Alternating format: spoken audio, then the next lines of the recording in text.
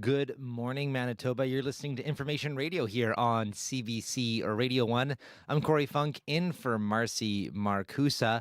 Happy first day of spring. It doesn't officially start, I think, until 9:42 or so, but I think we're just going to celebrate it as the first day of spring already. Why now? Why not? It was above zero tomorrow. It was lovely. I barbecued for the first time. It does feel a little bit more spring-like, at least than it did on earlier this week when we had that big blustery snow. Let's say hello to the wonderful crew putting together this wonderful Friday show. Abby Adiemi is our studio technician, keeping an eye on the weather. Darren Morash is our YouTube producer, and Sierra Sanders is our studio director and keeping an eye on the commute. Also, Matt Humphrey is in, and he is here with your news headlines. Good morning. Good morning. Hydro rates are going up. Manitoba electricity rates will rise over 3 years under a new public utilities order. A 4% increase took effect in January, with further targeted increases of 3.5% and 3% over the next 2 years. At the bottom of the hour, we'll hear from a lawyer representing low-income people who had hoped the increases would be lower. And 3 construction industry associations in Manitoba say a new fee added to bids on large public sector projects like schools could add millions of dollars in costs. A fee of 85 cents per hour per worker has been implemented. It was part of a program launched last year by the provincial government meant to prioritize local workers. We'll hear more after World Report. Thank you very much, Matt. Did you say you barbecued already? I did last night, yeah. Wow, good for you. We fired it up. It was great. Cleared all the snow off. Cleared all the snow off, got it all going. Yeah, it didn't take long, actually. It was good. Good for you. On charcoal there or gas? What are you doing? Yeah, we were doing propane. Oh, you taste the meat, not the heat. Exactly. Thank you very much, Matt. Soon.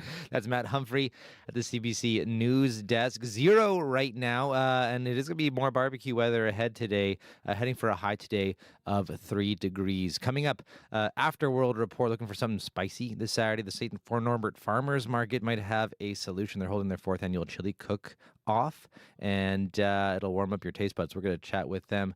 Also, coming up at 6:50, press 1 for frustration. CBC's Marketplace is waiting on the line to talk to us about bad customer service from Canada's telecoms. We're going to dig in deep on that coming up after World Report. Stay tuned.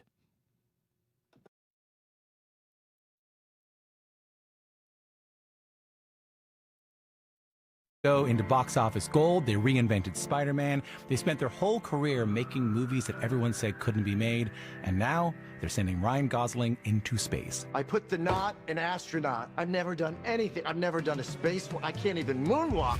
Q with Tom Power. This morning at 10:30 in Newfoundland, and on CBC Listen or wherever you get your podcasts. This is World Report. Good morning, I'm Jennifer Yoon. In Iran, the start of the Persian New Year, or Nowruz, is bringing more attacks from Israel. An early morning bombing campaign hit Tehran today. Israel says it's targeting the regime's infrastructure. Crystal Gumansing has more from Jerusalem. Prime Minister Benjamin Netanyahu says Israel is destroying Iran's remaining ballistic missiles and nuclear program, but insists Iran no longer has capacity to enrich uranium or manufacture ballistic missiles. Within hours of his statements, sirens blared across central Israel. Iranian missiles were incoming. Multiple warnings overnight and into this morning for people to shelter, followed by the thud of interceptions by air defense systems. Earlier, Revolutionary Guard spokesperson Ali Mohammed Naini said Iran's missile production continues and there's no stockpile shortage. Hours later, he was killed in an Israeli airstrike. More than 3,000 have been killed in the war so far, according to the group Human Rights Activist News Agency. As a part of their latest breakdown, it noted 1,394 civilians were killed and 639 were listed as unclassified. In addition to the start of the Persian New Year, Eid is underway, a 3-day Islamic holiday marking the end of Ramadan. Despite Israeli rules around gatherings under the state of emergency, Muslims converged as close as they could to Al-Aqsa Mosque, praying in the street. Multiple holy sites in the Old City are closed. Homefront Command is expected to ease more restrictions Sunday in locations deemed as safer. Crystal Gumansing, CBC News, Jerusalem. The conflict is now spilling deeper into the Gulf. Iranian drones have hit the Mina al-Madi refinery in Kuwait, sparking a massive fire at one of the world's largest oil hubs. Meanwhile, a major security scandal is unfolding in Israel. Authorities have arrested an Iron Dome reservist for allegedly selling sensitive defense secrets to Iranian intelligence. It comes as Iran's new supreme leader vows to strip away the security of his enemies. The U.S. Congress is considering a new bill taking aim at Canada's so-called Netflix tax. The legislation is a direct response to Canada's Online Streaming Act. It currently forces certain streaming companies to invest part of their revenue in Canadian content. The CBC's Willie Lowry joins me now from our Washington bureau. Willie, what can you tell us about this bill? So the bill, introduced by Republican Representative Lloyd Smucker, is targeting Canada's Online Streaming Act, which calls on large streaming services to provide a portion of their revenues to fund Canadian content. Smucker says that gives Canadian companies an unfair advantage. In a statement, he said, quote, Canada's unfair policies stack the deck against U.S. companies, creators, and workers. This bill would protect American creators and companies while permitting mutually beneficial competition and innovation, end quote. At its core, the bill calls on the U.S. Trade Representative's office to launch a Section 301 investigation, the Unfair Trade Practices Law. That could lead to more tariffs on Canadian products. The Trump administration has been using Section 301 of the Trade Act of 1974 to levy tariffs against countries, including Canada. Now, this bill, which was introduced in the House, still faces an uphill battle. If it makes it to the Senate, it would require 60 votes to pass. Remember, Republicans have 53 seats, meaning they need to find support among some Democrats. So where does Canada's Online Streaming Act stand now? This act was passed by the Liberals back in 2022 and then received royal assent in 2023. It's designed to protect and promote Canadian content, but it still hasn't been fully implemented, as it's being challenged in the courts by a host of foreign streaming giants, including Amazon, Netflix, and Spotify. It's also worth noting that countries like the United Kingdom, France, and Spain have introduced similar taxes to ensure that these large streaming platforms contribute to the countries that they profit from. The CBC's Willie Lowry in Washington. Thank you, Willie. My pleasure. Frustration is growing among travelers across the U.S. TSA workers have not been showing up to work at airports around the country. Many have been working without their full pay since last Friday, as the partial government shutdown enters its fifth week. The result? Long lines and uncertainty for passengers during the spring break travel season. Steve Butterman has the latest from Los Angeles. At some U.S. airports like Denver, passengers are waiting for hours to get through security. I've been traveling for 38 years. I've never seen DIA like this. This man in Atlanta wasn't sure he would even make his flight. I board at 6:24 and it's 5:15 and there's like a million people in front of me. It's all because of the partial government shutdown that has now lasted more than 30 days. TSA officers, the ones who conduct the security checks, are not getting paid, and many have stopped showing up. At airports in Houston, New Orleans, and Atlanta, around a third are staying away.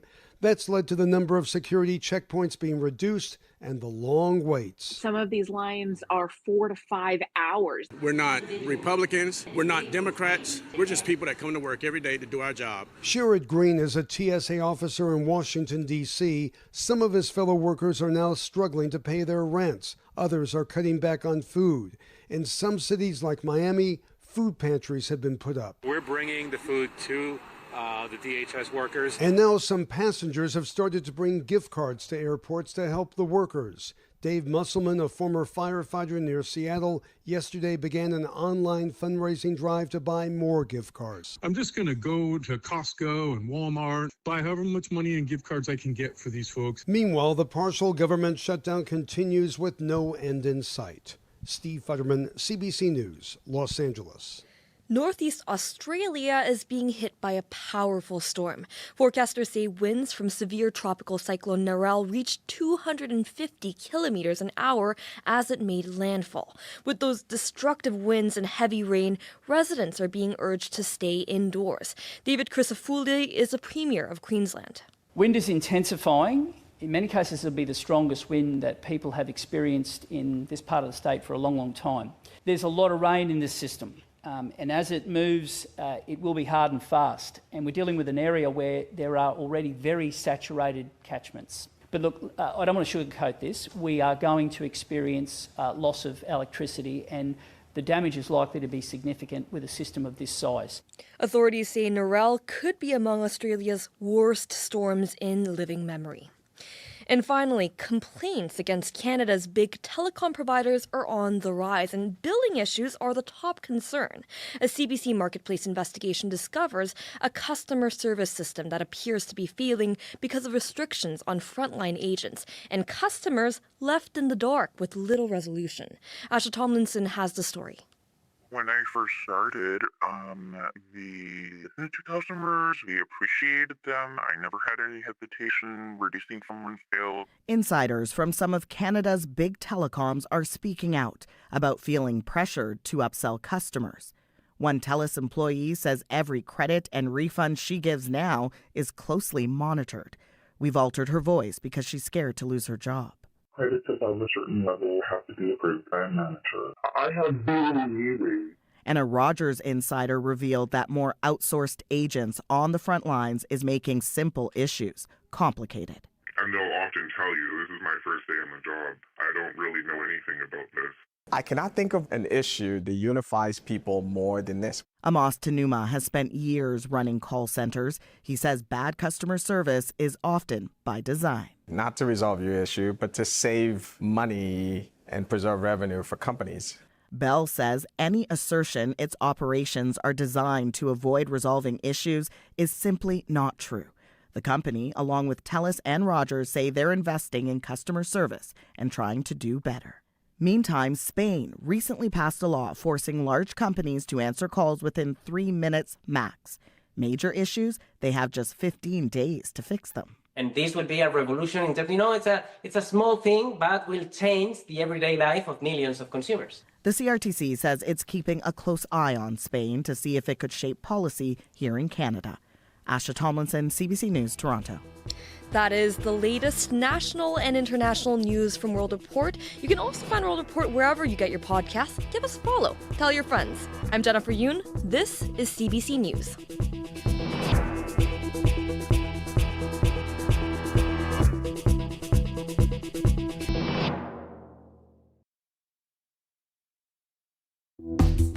Good morning, Manitoba. You're listening to Information Radio here on CBC Radio 1, 89.3 FM, 990 AM, and everywhere on the CBC Manitoba YouTube page. I'm Corey Funk, in for Marcy Marcusa. Happy first day of spring and Eid Mubarak to those who are celebrating today. Lots of folks heading to Assiniboine Downs, as well as CCFM to celebrate this morning. We'll play a little bit of music and talk about that a little bit later in the show. But this hour, Canada's watchdog over this country's phone companies can help resolve your complaints, unless your complaint is about customer service. As we heard on the news, that's one finding from CBC's Marketplace. We're going to talk to Asha Tomlinson later in the show about that issue. Also, less than 3 weeks into the U.S.-Israel war on Iran, oil prices are up by over 50%. Later on the show, we're going to hear from energy markets journalist Markham Hislop about what Canadians should expect in the weeks to come. Also, it's going to get spicy this Saturday at the St. Norbert Farmers Market. We're going to talk about the 4th annual chili cook-off up first here this hour on the show. But first, let's check in with Matt Humphrey with a look at news headlines. Good morning. The mayor of Brandon is defending the upcoming Royal Manitoba Winter Fair. The event at the end of the month follows an outbreak of measles traced to an agricultural fair in the Wheat City. Manitoba Ag Days was in mid-January at Brandon's Keystone Centre. Now, some 40,000 people are expected back at that centre for the Winter Fair. The mayor is urging attendees to get vaccinated against measles. Since measles appeared in Manitoba early last year, our province now has the highest number of cases in Canada. At the bottom of the hour, we'll hear from a doctor.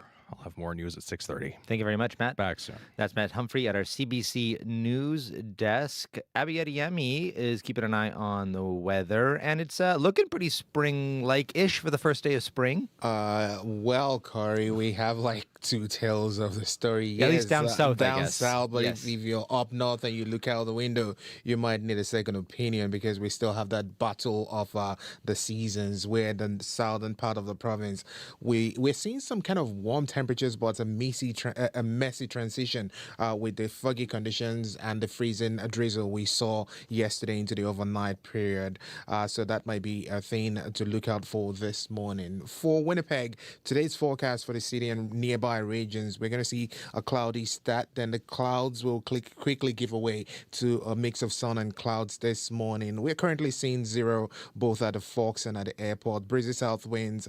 We're expecting a high of 3 degrees today. As I said, we're anticipating a messy mix of rain and snow sometime later tonight. The temperature is going to be holding steady around -2. Similar conditions we're seeing across the southern regions, but for the Dauphin area, we're still tracking some activities in that area. Watch out for sleek portions of the road because you got some freezing drizzle still being present there. Up north, we're seeing colder temperatures. We're still seeing wind chills close to -40s as you travel towards Churchill this morning. But actual temperatures up north hovering between -8 and -24. So it's a great day down south, and we're still seeing those cold temperatures up north. Winnipeg, we are at 0. Thank you very much, Abby. Yes, Thank much you. slipperier day today out there. I noticed at least on the run this morning, Sierra Sanders is in.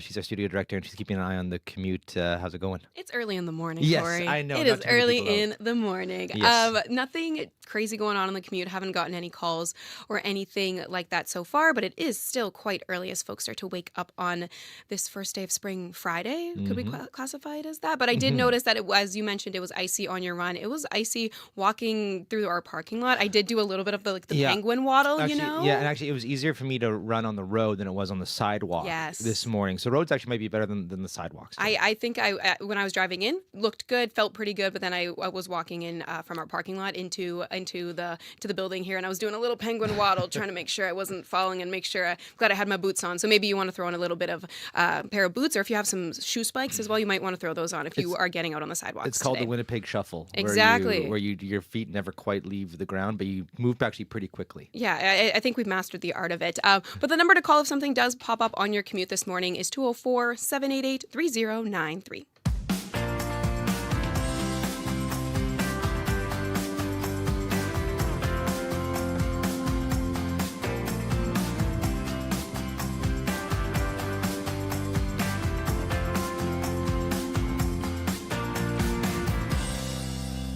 Well, this next interview is for all the chili lovers out there. Do you like it hot and spicy? Are you looking for something fun to do this Saturday? Well, St. Norbert Farmers Market has you covered. It's the 4th annual chili cook-off. 11 vendors taking part. It's all for a good cause as well. And Danielle Mondor is the executive director of the St. Norbert Farmers Market. And she woke up bright and early to join us in studio this morning. Good morning. Good morning. So this is the 4th year now. So, but just like take us back 4 years. How did this chili cook-off first get started? Yeah, so as you know, we're open every Saturday all throughout the year. We, farmers and food processors and artists, get up every single Saturday to showcase what they've got. And we were just noticing how many great local foods were available in the late winter, early spring, and really wanted to highlight that you can actually eat here year-round. And so a few of our chefs kind of came up with the idea, wanting to showcase their own products and then have a little fun competition, all for charity. And so basically we decided to give back all the ticket sales to whoever wins the charity or the cook-off. They will get all of the money to the charity of their choice. Okay. Yeah. The big question is, how do you decide who wins? I mean, I can't imagine how hard it would be to judge a chili competition. Yeah, so we actually let the ticket holders decide. Oh. So every ticket gets 3 votes, and then you taste all of your chilies, and then you put your ballots in their ballot box that you like the most. That's a smart way to do it. Because I Yeah. feel like if I was a judge and I had to taste 11 chilies, I feel like my tongue would just be donezo by the Yeah, but not everyone is spicy. Some Okay. there's varying spice levels and flavors. There's some meaty ones, there's some vegan ones, there's some really cheesy ones. There's some sweet chilies up There's there some sweet too. chilies, I yeah. like a good sweet chili Yep. as well. This year there's even a coconut chili. So Coconut chili. Yeah. Oh, that sounds really good. Now I'm all hungry. And how do people get, like, what do people need to know if they do want to show up and take part? Yeah, so there's limited tickets because people have to make chili ahead of time. So you can either go to our website or go to our Instagram or Facebook pages to catch the link. There may still be tickets at the door unless they sell out tonight. And they're $15. You can always be guaranteed that ticket sale is always going to charity.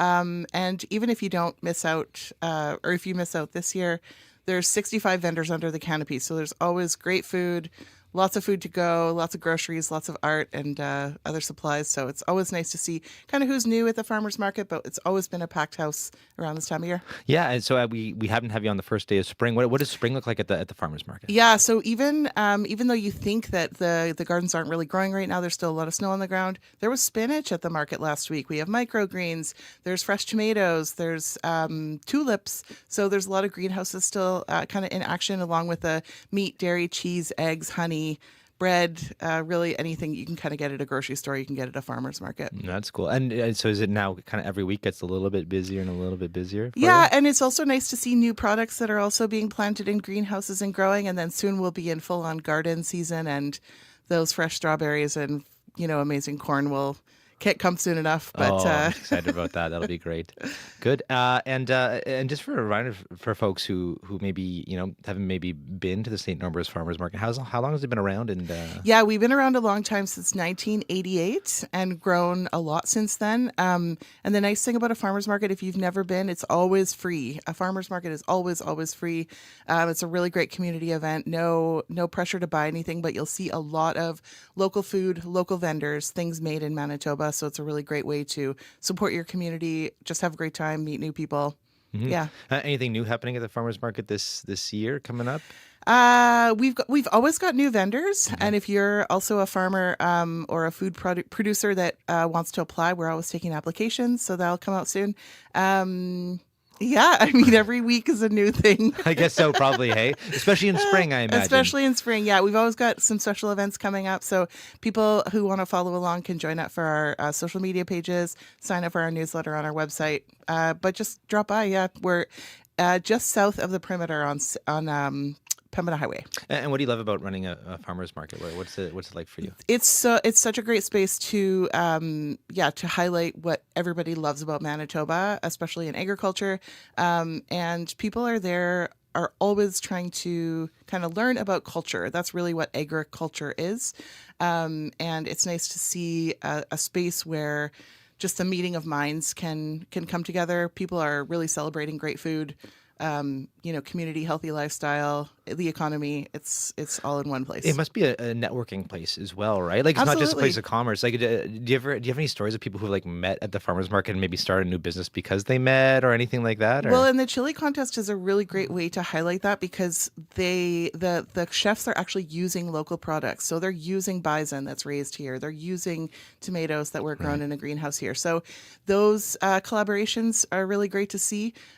We do know that businesses do collaborate together. I don't know every single one of them, Right. but it is great to see at the market where a lot of people are either trading for personal items, or they're, buying flats of eggs or milk or meat to take back to their business and cook in their restaurant that week, or do that kind of commerce. So, yeah. Cool. Well, thanks for your time, and hope the chili cook-off goes well. Thank you. That was Danielle Mondor, Executive Director of St. Norbert's Farmers Market. The cook-off runs tomorrow, 10 a.m. to 1 p.m. And for more info, you can visit their website. It's St. Norbert's Farmers Market.ca. So that's St. Norbert Farmers Market.ca. The PWHL is back for the third season of heart-stopping women's hockey. And this season, there are two new teams looking to make their mark on the ice. The Seattle Torrent and Vancouver Golden Eyes. When the world's best women's hockey players face off, anything can happen. Will the Minnesota Frost achieve a three-peat? Will a new team take home the trophy? There's only one way to find out. Watch the PWHL for free on CBC Gem. 6:21 right now. You're listening to Information Radio here on CBC Radio 1. And still to come here on Information Radio this next half hour, Canada's watchdog over this country's phone companies can help resolve your complaints unless your complaint is about customer service. So that's one finding from CBC's Marketplace. We're going to talk with Asha Tomlinson later in the show about the very common struggle Canadians have with customer service when they're dealing with telecom companies. So stay tuned for that. But right now here on Information Radio, the U.S.-Israel war on Iran saw significant escalations this week. In addition to continued closure of the Strait of Hormuz, multiple energy infrastructure sites in the region have come under attack in recent days. It's led to the highest oil prices since the early days of the Russia-Ukraine war. And Markham Hislop is a journalist who specializes in stories about energy, and he joins us now from Parksville, BC. Good morning. Good morning. So how are the attacks we saw from Iran and Israel this week different than what we've seen so far? Well, what we've seen is an escalation of the attacks, and particularly Iran's ability to target energy infrastructure and energy facilities with their drones, their military drones. And, their Navy is pretty much destroyed. Their Air Force is pretty much destroyed, but they have a very large inventory of these drones. And I think that the Americans and the Israelis severely underestimated Iran's ability to reach out and hit targets around the area. So what we've seen is, a refinery in Kuwait, Qatar's the largest LNG plant in the world in Qatar, various other facilities. And the closing the Strait of Hormuz it's never been closed before. It's been partially closed, but never fully closed. And it's not just Iran; it's the threat of being able to hit tankers. And so the insurance companies refused now to insure tankers. As someone said, Lloyd's of London picked up the phone and that was it. The strait was closed. So this has become, as one of my sources put it, the biggest energy shock that the global economy has ever seen. It is a mess and getting messier. Right, and one of the biggest, side effects of that is the price of oil has been climbing rapidly. But could it continue to climb? Well, a day or two ago, it got up to $119 a barrel. Today, it's bouncing between $105 and $110. But I interviewed Ed Hurst, who's an energy economist with the University of Houston, and he thinks it could go up to as high as $150.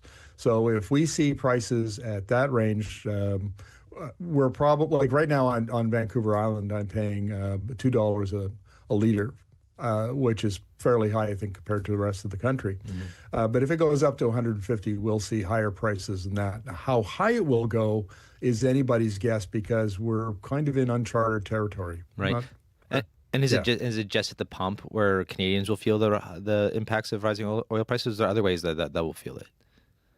Oh no, they'll feel it because oil is such a big part of our economy. So we transport consumer goods and groceries all over the country. Higher transportation costs will be folded into consumer prices. We'll see air transport. Like if you're planning a vacation or you have to travel for work and you have to fly, those prices will go up. Eventually, anything with plastic in it the prices will rise. But I think the big danger here is we're starting to see the very beginning, the hint of what economists call stagflation, which is high inflation and high unemployment. That's reminiscent of the 1970s, and it's a really persistent problem. It took high interest rates well into the 1980s to kind of wrestle it down. So this is a problem now, and we're just at the beginning of it. If this conflict drags on and the Strait of Hormuz stays closed, things could get a lot worse than they are now. And is it pretty much all dependent on the conflict itself? Like if Trump suddenly says, okay, we're done in Iran, do things go back to normal? Do oil prices drop? Like what are the variables you're looking at to predict how long oil prices will actually stay elevated? Well, that's a good question. We don't really know. Some of the infrastructure will have to be rebuilt. And Qatar, for instance, as far as LNG goes, says it might take 3 to 5 years to rebuild its plant. And so some of this other infrastructure will take time to rebuild. Oil markets are very, it doesn't take a lot of disruption in supply to change prices. The last time we had a big bust in oil was late 2014 into 2016, and it was just 1.5 million barrels a day of oversupply cratered the market. So if we're talking now about 20% of the world's oil, which is a roughly 20 million barrels a day that goes through the Strait of Hormuz, imagine what that'll do to markets. And so how much supply will be taken out of the market? Because infrastructure has been damaged. How much more supply can other producing nations like Canada bring into the market to offset that? We don't know that. We also don't know how Asia will respond, because that's where most of this oil and gas was headed. And they've been electrifying now for the last 5 or 6 years. Will they increase the pace of electrification to offset high oil and gas prices? All unknowns at this point. Yesterday, there's a joint statement from EU allies, including Canada, and it's kind of a classic wordy quote here. They say that it was about their, quote, readiness to contribute to appropriate efforts to ensure the safe passage through the Strait of Hormuz. What do you make of that statement there? Because I know there's been some reticence, of course, from a lot of America's usual allies in this case to help with that. Right. I think this is a signal that the allies are maybe willing to do something more. You remember at the beginning of the attacks about 3 weeks ago, the Americans didn't consult anybody. Israel was involved, but no other ally was consulted or included. And then, you had U.S. President Donald Trump basically insulting the allies, complaining that they weren't contributing and they didn't, the Americans didn't need them. Oh, and then he changed his tune and we do need you. Please, send some, warships or something to help with escorting tankers. And nobody wanted to do. The allies wanted nothing to do with this. This is a mess. It's a quagmire. It's been poorly handled, poorly planned, poorly executed by the Americans. And the only reason I think that we saw this statement come out is because it's so bad that the allies are willing to say, all right, if there's some kind of process, a peace process that's being put in place, maybe we'll participate, which is a big step ahead, a commitment more than they had been willing to do before. So, but this is just a small step. We'll see how, if any, process unfolds in the next week or two. In the last 30 seconds or so here, Markham, it seems at least since Trump was elected, there's the economy is kind of soured on electrification, electric vehicles, things like that. If oil prices stay up, is there potential, we could see a comeback for electrification? Not in Canada. We've done a lot of work on electrification over the last 5 years, and Canadians are laggards when it comes to electric vehicles and heat pumps. On Asia, on the other hand, is leading and is electrifying very rapidly. China last year, over 50% of its auto sales were EVs. So that will be a big question. Do the Asian economies ramp up electrification in response to high oil and gas prices? That's a story that I'll be watching very carefully over the next few months. Well, lots to look out for. Thank you very much, Markham. Appreciate it. Thanks for having me. Markham Hitzlip is a journalist who focuses on the energy industry. Time now for your CBC Winnipeg News. This is CBC News. At 6:30, we're at 0 with partly cloudy, slushy conditions in downtown Winnipeg. We have a slight chance of flurries this morning. Good morning. I'm Matt Humphrey. Brandon's mayor has a message for visitors to the upcoming Royal Manitoba Winter Fair. Get the measles vaccine. Jeff Fawcett says the city isn't a measles hotspot, but Southern Health is concerned the agricultural event could see a further spread of the illness. The number of measles cases spiked after Brandon's Ag Days in January. Fawcett, the mayor, hopes the tens of thousands of visitors expected at the Keystone Center will heed provincial health guidelines. During Ag Days, there was some. People brought some in from other locations. Please be responsible. Please look through Manitoba Public Health. Go to their websites, follow their guidelines. If you can be vaccinated, please be vaccinated. Fawcett says he'll be at the fair every day of the event. The Royal Manitoba Winter Fair takes place March 30th and goes till April 4th. I've been homeless about 2 years. I don't have a home right now. That's 43-year-old Nathan Trout choking back tears as he tells CBC he doesn't have a home. He's been staying the past few months at Nadinawaymak in downtown Winnipeg. But that changes in a couple weeks when the emergency shelter begins its transformation into a navigation center for those trying to get off the street. Melina Lavasseur has also been staying at Nadinawaymak. She says the shelter at 190 Disraeli has felt like a family circle. Very important. It's just like me being in there. It's like me building myself back up, making a new road, and yeah, healthy again. The province says it's working with its shelter partners to ensure each of the 193 clients of Nadinawaymak aren't left out in the cold. Manitoba Hydro is getting close to what it asked for in terms of electricity rate hikes. Rates went up this year by 4%. They'll go up by another 3.5% next year, and then rates go up by 3% in 2028, working out to a nearly 11% increase over 3 years. Christine DeLay is a lawyer representing low-income customers. She says her clients will be affected by the increases. They recommended lower rate increases than what Hydro was seeking, mostly due to the need for Hydro to make hard choices, especially in the face of drought, rather than asking directly to ratepayers for rate increases. Hydro says it needs the rate hikes to deal with drought conditions and to pay for repairs on its main transmission lines. If the Progressive Conservatives get elected and deliver on income tax relief, Manitoba's Treasury would surrender nearly $1 billion each year. The Tories have promised, if elected in the next election, to make the first $30,000 earned in Manitoba free of provincial income tax. That would save some families as much as $3,000 every year. Lauren Stone is the PC finance critic. She says the party would make up the lost revenues for the province by growing the economy. Every other province has been successful in doing that and attracting private investment and growing their economy and getting their resources out of the ground. The NDP government, meanwhile, calculated the cost of the Tory idea after the PCs refused to disclose it. The NDP called the idea, quote, reckless, saying cuts to health care and education would follow. The next election is not scheduled until fall of next year, but it could happen earlier.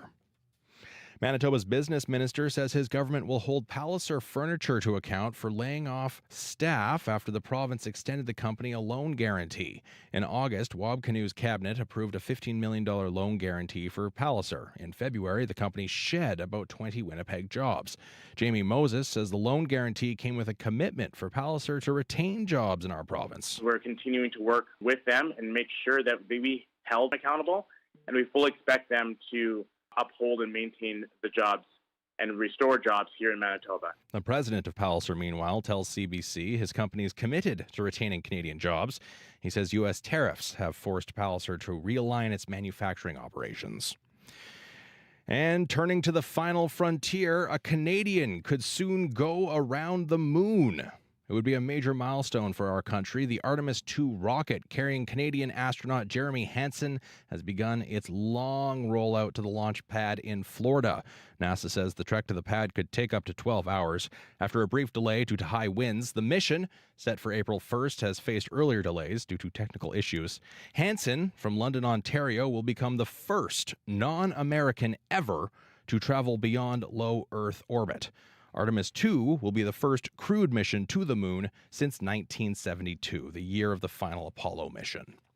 And that's your CBC News from Winnipeg. We had him on the show maybe about a year or so ago, and he looks exactly like Buzz Lightyear. Oh, yeah, no, he's straight out of Central Casting. Yeah, it's a great guy, though. It was cool. It's cool having him in to talk about it. It must be... the amount of training he has to go through is just absolutely wild. It's just to get in his head right now. Yeah, exactly. You know? Well, it'll be cool, baby. Hopefully we'll, I'm sure once he gets back, we could be great to have him on the show again. I'm sure we'll have him on. So talk about the moon. Exactly. Thank you very much, Matt. That is Matt Humphreys, at our CBC News Desk. You're listening to Information Radio here on CBC Radio 1. I'm Corey Funk, sitting in today for Marcy Marcusa, and Abby Adiemi is in with a look at your forecast. Hello. Yeah, hello, Corey. It's once again, I'm just gonna say it. It's spring already. It's the day number 1.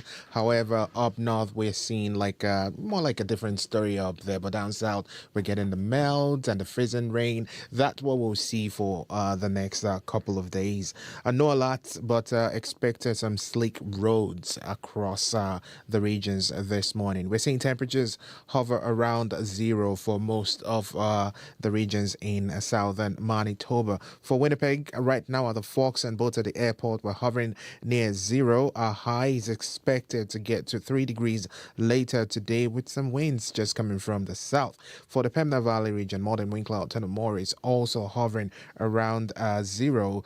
Up north, we're seeing temperatures pretty on the chilly side. Light snow falling from the Flin Flon area, Thompson, Lynn Lake, Tudula Lake, Gillam. We are seeing light snow falling there. But for Winnipeg right now, we're expecting a mix of sun and clouds with highs close to 3 degrees today. Thank you very much, Abby. Thank you. That's Abby Adiemi, keeping an eye on your weather. And our studio director, Sierra Sanders, is in with a look at the commute. Hello. Hello. Got a nice call from Dan on a bike. He mentioned that the sidewalks and bike lanes are a mix between ice and water. So a little bit of a maybe not the best combo out there if you are out there walking or biking on those bike lanes. So you want to be aware of that if that is your plan this morning, is to be aware that it looks like it's a mix of ice and water. Sloppy and or slippery. Exactly. So you want to be aware of that and drive to, or maybe bike to conditions, walk to conditions. Yes. However that works for you. As well, something that was brought to my attention by Megan in our newsroom. It's a non-instructional day in schools across Winnipeg, or in many school divisions across Winnipeg, I should say. So you might notice that traffic is actually a little bit lighter today, especially around schools. You might not notice as much traffic happening this morning, and that's due to a non-instructional day that's happening in school divisions across Winnipeg. So good news, I guess, but I like to talk about good news as well. So Exactly. Good things are happening as well. But if there's something that is getting in your way and you want to let me know about, the number to call on the commuter line is 204-788-3093. Thank you very much, Sierra. That is our studio director, Sierra Sanders. And Christy Ramlacan is here now with the business report. Good morning. Hey, good morning, Corey. So oil prices remain really high. Canada and its allies say they are ready to help unblock the Strait of Hormuz. So what are the details that we have on that right now? Canada says it is ready to contribute to resume safe passage through the strait, which is a significant artery in international shipping that is essentially closed right now with the war in the Middle East. So a joint statement was released yesterday, co-signed by Canada, the UK, France, Germany, Italy, the Netherlands, and Japan. And the countries are demanding Iran halt its threats, laying of mines, drone and missile attacks, and other attempts to block the strait to commercial shipping. So roughly 1/5 of the world's crude oil shipments passed through the strait, and stalled shipments have led to a worldwide spike in energy costs. So the average cost of gas at 170 cents per liter here in Canada is up nearly 20 cents compared to this time last year. But the joint statement does not provide many details on what exactly the countries are prepared to do. And 2 Canadian cargo ships are among the many stuck in the Persian Gulf right now and unable to pass through the strait. Also, next year, regulators are trying to ease a burden for some public companies. So what can you tell us about that? Well, Canadian securities regulators have announced a pilot project to allow smaller companies to only report financials twice a year. So the move by the Canadian securities administrators mirrors a similar push in the United States, where regulators are working on fast-tracking President Donald Trump's call to nix quarterly corporate disclosure requirements. So eligible companies listed on the TSX Venture Exchange or the CNSX market markets will be exempt from filing first and third quarter financial reports. So Canada is working to try to reinvigorate its dormant IPO market and reverse the shrinkage of publicly traded companies driven by things like delistings and takeovers. So issuers must have revenue of less than $10 million and at least a 12-month continuous disclosure record to be eligible. And TMX Group, Canada's top exchange, is pushing for the newly proposed rules to also include larger companies. So while quarterly reporting provides timely information to investors and market participants, some stakeholders argue the cost of preparing these disclosures creates a burden for companies. However, critics say relaxing disclosure requirements and reducing the cost of going public often comes at the expense of investors. And finally here, this is a very 2026 kind of story here. An AI version of a deceased actor will headline a new movie. So how does that even going to work? Yes, so Val Kilmer will appear in a new movie through generative AI. And this is, though, with the blessing of him and his family's estate. So this is because 6 years ago, the star was cast in an independent film called As Deep as the Grave. However, due to the COVID-19 shutdown and the progression of his throat cancer, he never shot a scene before he died last year. So that led to the decision to use a digital version of Kilmer, built through footage provided by his family, not his professional work, though. And, he had embraced the technology before, working with a software firm for his role in Top Gun Maverick after losing his voice due to cancer. And in recent years, deceased actors have been brought back to life in movies using CGI technology with consent, but not without controversy. So AI is a sticking point for the industry. SAG-AFTRA's contract with movie studios expires in June, and among the union's demands for a new deal is a Tilly tax named for AI actress Tilly Norwood, which would pay the Guild a fee when AI actors are used. So yeah, I'm sure that some actors are very concerned about this. And worried about their craft and not being hired because, maybe studios can end up using just AI versions of actors. Right. May as well just scan your face and or someone else's face and you're good to go. Wild. Well, certainly a story worth following. It's like, are you going to go to the theater to watch it? It's like, I'm sure there's going to be a lot more ethical things that people have to think about too, right? So, Okay. Well, thank you very much, Christy. Thanks, Corey. That's Christy Ramlacan with your business news.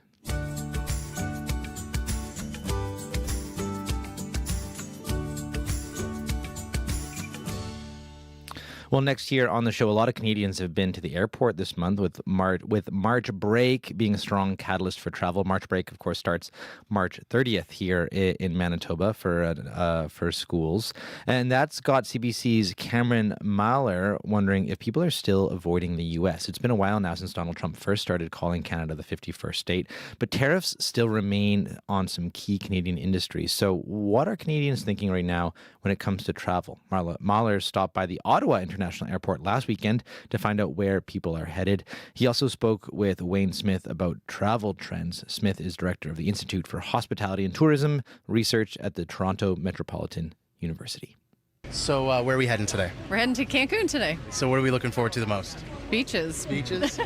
Sunshine. Good weather. And then a lot of people are avoiding going to the U.S. this year. I was wondering if that came into your thought process at all. Absolutely. Just a little bit of upset that way, and all-inclusives are the way to go. Yeah, we're happy to be heading somewhere a bit warmer, getting a little bit of a break, and not putting away our shovels for the week. Or I guess we have our sand shovels, but not our snow shovels out there. We've been hearing from a lot of people that we're avoiding the U.S. this year. Just wondering if that went into your thoughts process at all. Yeah, we don't really have any desire to go there right now. Why not? Politics, and yeah, we'd rather go to the Bahamas. So we've been hearing a lot that people are completely avoiding going to the U.S. this year. I was wondering if that even came into consideration for you guys. Absolutely. Yeah? Yeah, we're not going to the U.S. until things are much better.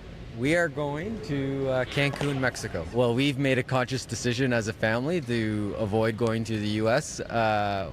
for the main reason being Donald Trump and the administration and the hassle that they are putting on people who are not American going through the country, and we just didn't want to have to deal with that, and we honestly did not want to support the U.S. at this point, to be honest with you. Right now, we're seeing very much, very popular is, Mexico, Jamaica, going over to Europe. Portugal has been a big winner. Italy's been a big winner. Anything sort of the south of France has done really well as well. And as gas prices rise, as world tensions rise, people tend to stay closer to home. It's one of the ways that Canadians have typically adjusted their travel patterns. So what we're seeing is a lot more Canadians taking short trips. People want to do that. That was Wayne Smith, director of the Institute for Hospitality and Tourism Research at Toronto Metropolitan University. 6:46 right now. You're listening to Information Radio here on CBC Radio 1. I'm Corey Funk, sitting in for Marcy Marcusa. Right now we are sitting at about 0 at the Forks. We're going to be warming up to 3 with about a 30% chance of flurries actually today here in Winnipeg. But despite that chance of flurries, it is the first day of spring, and it also is Eid, and Eid Mubarak to those who celebrate. The 9th month of the Islamic lunar calendar comes to an end, and Manitoba Islamic Association is hosting 4 prayers this morning at the Assiniboia Downs, and the first Takbirat begins at 7:15 a.m., and many Manitobans will be celebrating, and one of those Manitobans will be Moroccan-Canadian singer Fauja. Her single Habibi, My Love, mixes pop tempos with Arabic instruments. So let's play her. Here's Fauja on CBC Radio 1. Ya Habibi, all the diamonds in the world couldn't faze me. They don't shine as bright as you. All I want is you. Nah, Ya Habibi, all the riches and the pearls don't amaze me. Couldn't buy me a love like you. All I want is you. Nah, oh my love, what you worried for? You got all my trust, all my love, all my heart, you're forevermore. You got all my days, all my nights, all my. If you got doubts in your mind about you and I, no, I'm not going nowhere. Ya Habibi, all the diamonds in the world couldn't faze me. They don't shine as bright as you. All I want is you. Ya Habibi, all the riches and the pearls don't amaze me. Couldn't buy me a love like you. All I want is you.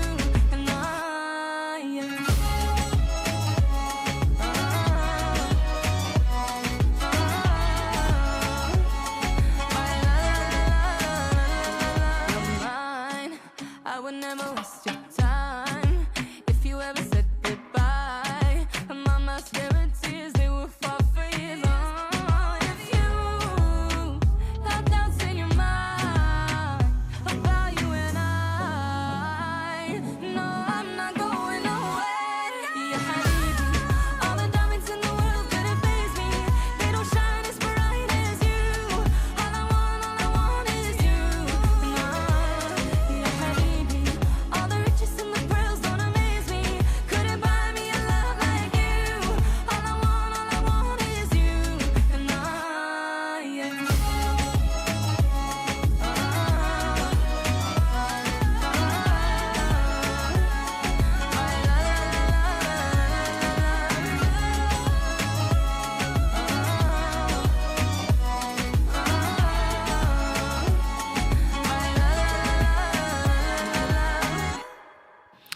That is Manitoba's own Fauja with Habibi, one of the many Muslim Manitobans celebrating Eid today.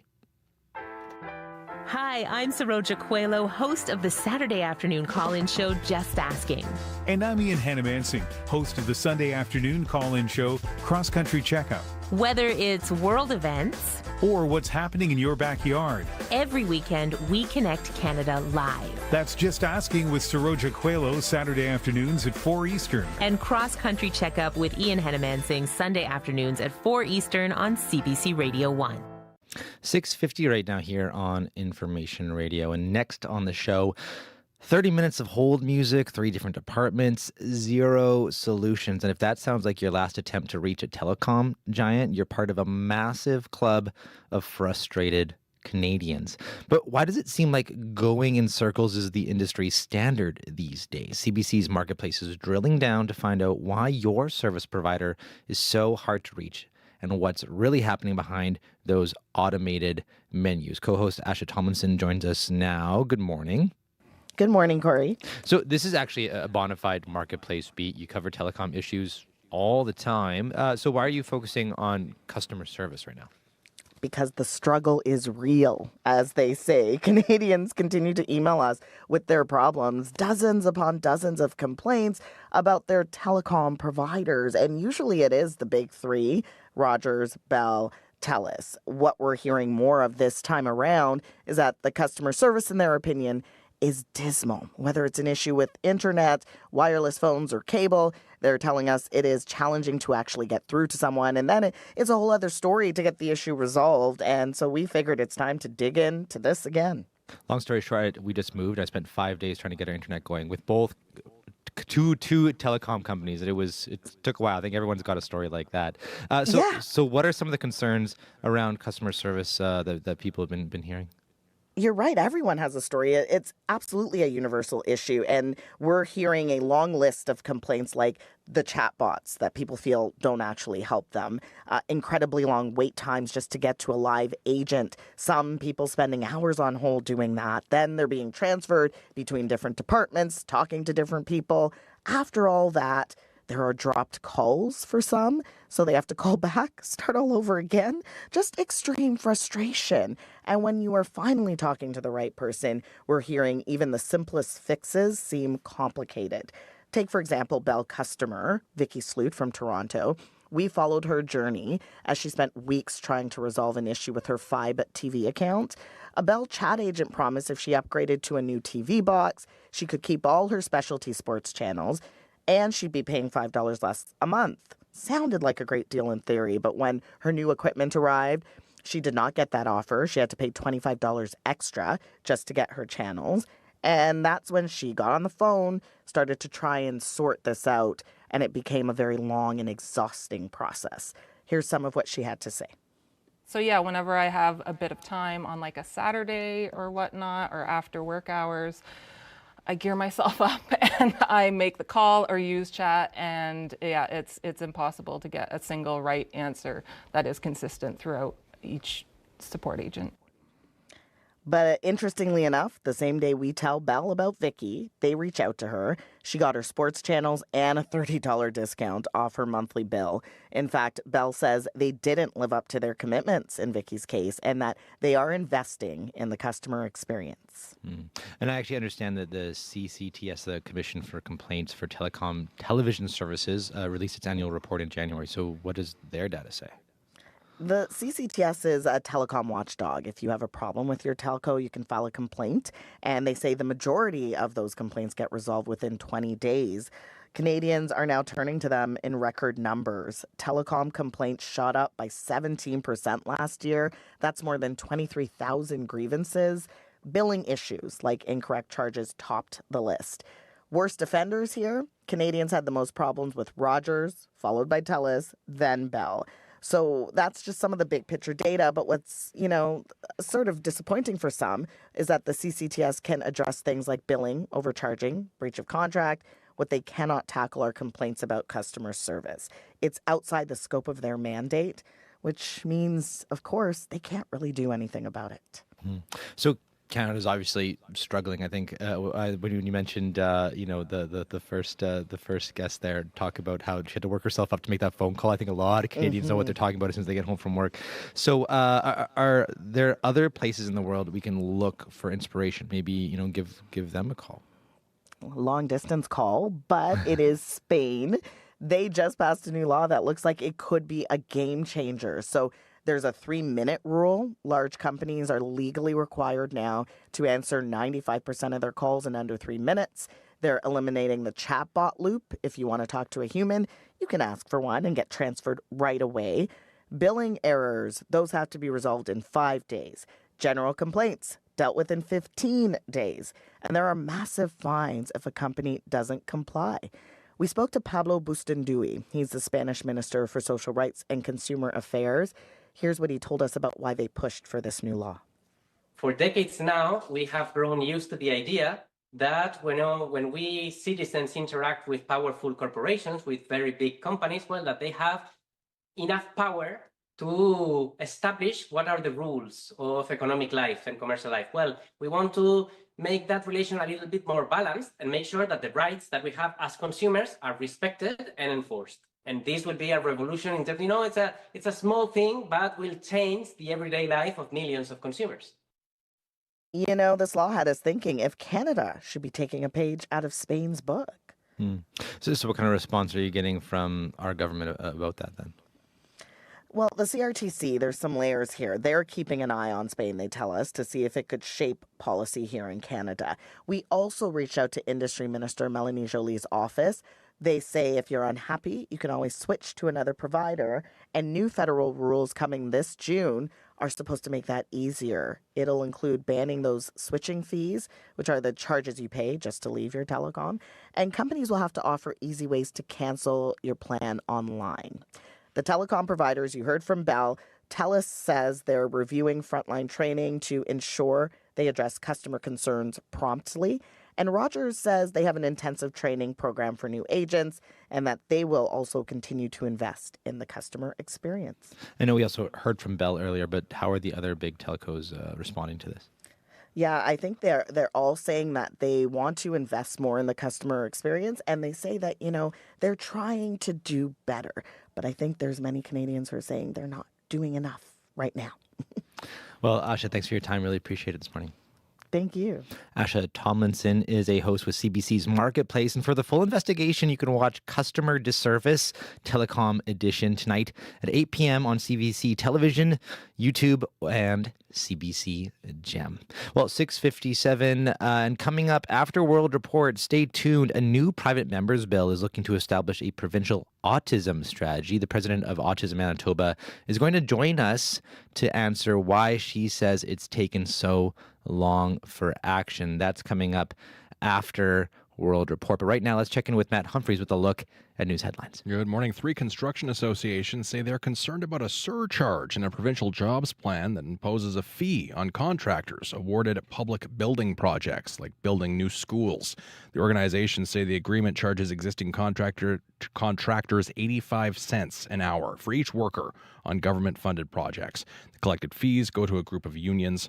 The construction associations want Manitoba's Auditor General to investigate. We'll hear more after World Report.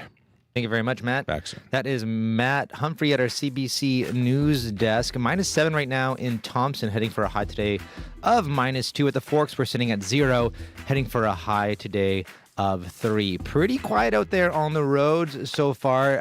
It is a non-school day for many schools here in Winnipeg, so I think it's going to be a bit of a lighter commute in general today. But if you do see something going on, you can give us a call on the CBC commuter line, 204-788-3093. Sierra is standing by to take your calls. Also coming up this next hour on Information Radio, a reviewer once called comedian Bruce McCulloch the dark purple slice of the Canadian comedy troupe The Kids in the Hall. All these years later, that's what he's named his one-man show. It's in Winnipeg this month, and Bruce joins us on the show after 7:30. Also, Minister Glenn Simard is going to talk about what it'll take to make Manitoba truly bilingual. That's also coming up this next hour on Information Radio. I'm Corey Funk, in for Marcy Marcusa. We'll see you after World Report. Stay tuned.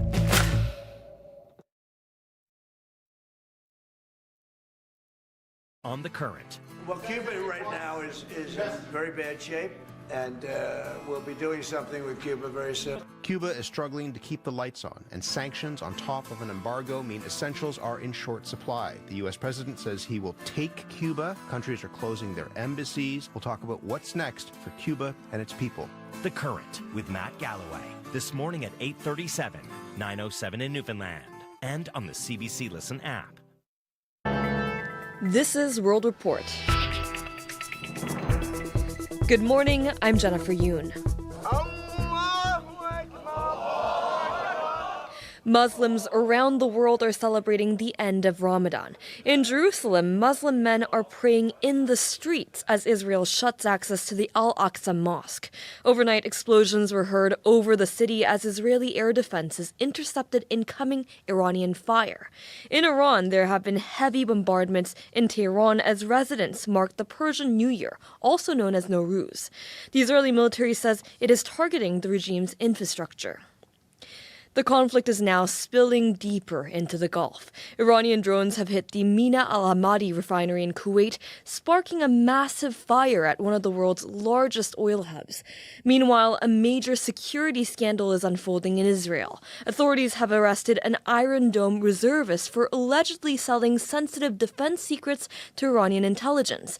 It comes as Iran's new supreme leader vows to strip away the, quote, security of his enemies. Cuba is preparing to receive its first shipment of Russian oil this year. A U.S. oil embargo continues to squeeze the nation's economy, leaving many families in despair. The CBC's Jorge Barrera is in Havana and spent an evening with one family who says they're losing hope. Zunida Barrios Nunez says she recently bought a package of chicken for 4,000 Cuban pesos, roughly $11 Canadian, and the equivalent of her monthly salary as an elementary school teacher. If I buy that, how do I buy cooking oil, which is 1,500 pesos, she says. Barrios Nunez lives in a one-bedroom house in a northern Havana neighborhood with her married granddaughter and 2 grandchildren, aged a year and a half and 6 months. She says the skyrocketing prices for basic staples have caused more hardship and misery for people in Cuba than the now regular power blackouts that have gripped the island nation under a nearly 3-month-old blockade imposed by U.S. President Donald Trump. Barrio Nunez's granddaughter, Melanie Gonzalez Barrios, says people are growing frustrated and protesting the Cuban government by banging pots on the street at night and sometimes throwing rocks at police cars. I wish my children would someday move away from here so they wouldn't have to face so much hardship, says Gonzalez Barrio. There's no future here for any child, says Barrio Nunez, who believes things are only going to get worse. Jorge Barrera, CBC News, Havana, Cuba. Northeast Australia is being hit by a powerful storm.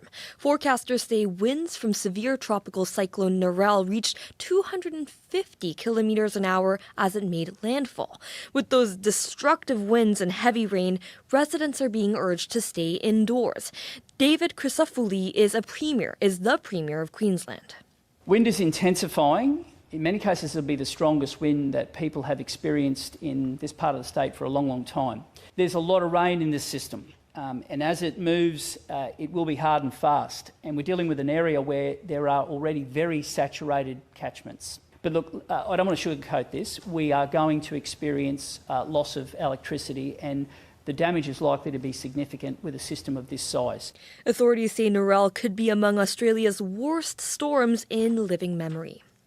Frustration is growing among travelers across the U.S. Unpaid TSA workers have not been showing up to work at airports across the country as a partial government shutdown enters its 5th week. Steve Butterman has the latest from Los Angeles. At some U.S. airports like Denver, passengers are waiting for hours to get through security. I've been traveling for 38 years. I've never seen DIA like this. This man in Atlanta wasn't sure he would even make his flight. I board at 6:24 and it's 5:15 and there's like a million people in front of me. It's all because of the partial government shutdown that has now lasted more than 30 days. TSA officers, the ones who conduct the security checks, are not getting paid, and many have stopped showing up. At airports in Houston, New Orleans, and Atlanta, around a third are staying away. That's led to the number of security checkpoints being reduced and the long waits. Some of these lines are 4 to 5 hours. We're not Republicans. We're not Democrats. We're just people that come to work every day to do our job. Sherrod Green is a TSA officer in Washington, D.C. Some of his fellow workers are now struggling to pay their rents. Others are cutting back on food. In some cities like Miami, food pantries have been put up. We're bringing the food to the DHS workers. And now some passengers have started to bring gift cards to airports to help the workers. Dave Musselman, a former firefighter near Seattle, yesterday began an online fundraising drive to buy more gift cards. I'm just going to go to Costco and Walmart, buy however much money in gift cards I can get for these folks. Meanwhile, the partial government shutdown continues with no end in sight. Steve Futterman, CBC News, Los Angeles.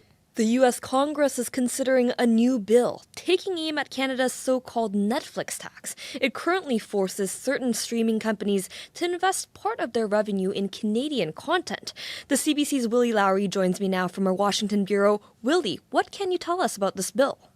So the bill, introduced by Republican Representative Lloyd Smucker, is targeting Canada's Online Streaming Act, which calls on large streaming services to provide a portion of their revenues to fund Canadian content. Smucker says that gives Canadian companies an unfair advantage. In a statement, he said, quote, Canada's unfair policies stack the deck against U.S. companies, creators, and workers. This bill would protect American creators and companies while permitting mutually beneficial competition and innovation, end quote. At its core, the bill calls on the U.S. Trade Representative's office to launch a Section 301 investigation, the Unfair Trade Practices Law. That could lead to more tariffs on Canadian products. The Trump administration has been using Section 301 of the Trade Act of 1974 to levy tariffs against countries, including Canada. Now, this bill, which was introduced in the House, still faces an uphill battle. If it makes it to the Senate, it would require 60 votes to pass. Remember, Republicans have 53 seats, meaning they need to find support among some Democrats. So where does Canada's Online Streaming Act stand now? This act was passed by the Liberals back in 2022 and then received royal assent in 2023. It's designed to protect and promote Canadian content, but it still hasn't been fully implemented, as it's being challenged in the courts by a host of foreign streaming giants, including Amazon, Netflix, and Spotify. It's also worth noting that countries like the United Kingdom, France, and Spain have introduced similar taxes to ensure that these large streaming platforms contribute to the countries that they profit from. The CBC's Willie Lowry in Washington. Thank you, Willie. My pleasure. And finally, complaints against Canada's big telecom providers are on the rise, and billing issues are the top concern. A CBC Marketplace investigation discovers a customer service system that appears to be failing because of restrictions on frontline agents. Asha Tomlinson has the story. When I first started, the listened to customers, we appreciated them. I never had any hesitation reducing someone's bill. Insiders from some of Canada's big telecoms are speaking out about feeling pressured to upsell customers. One TELUS employee says every credit and refund she gives now is closely monitored. We've altered her voice because she's scared to lose her job. Credits above a certain level have to be approved by a manager. I have zero leeway. And a Rogers insider revealed that more outsourced agents on the front lines is making simple issues complicated. And they'll often tell you, this is my first day on the job. I don't really know anything about this. I cannot think of an issue that unifies people more than this. Amos Tanuma has spent years running call centers. He says bad customer service is often by design. Not to resolve your issue, but to save money and preserve revenue for companies. Bell says any assertion its operations are designed to avoid resolving issues is simply not true. The company, along with TELUS and Rogers, say they're investing in customer service and trying to do better. Meantime, Spain recently passed a law forcing large companies to answer calls within 3 minutes max. Major issues, they have just 15 days to fix them. And this will be a revolution in terms, it's a small thing, but will change the everyday life of millions of consumers. The CRTC says it's keeping a close eye on Spain to see if it could shape policy here in Canada. Asha Tomlinson, CBC News, Toronto. That is the latest national and international news from World Report. For more news anytime, go to cbcnews.ca. I'm Jennifer Yoon. This is CBC News.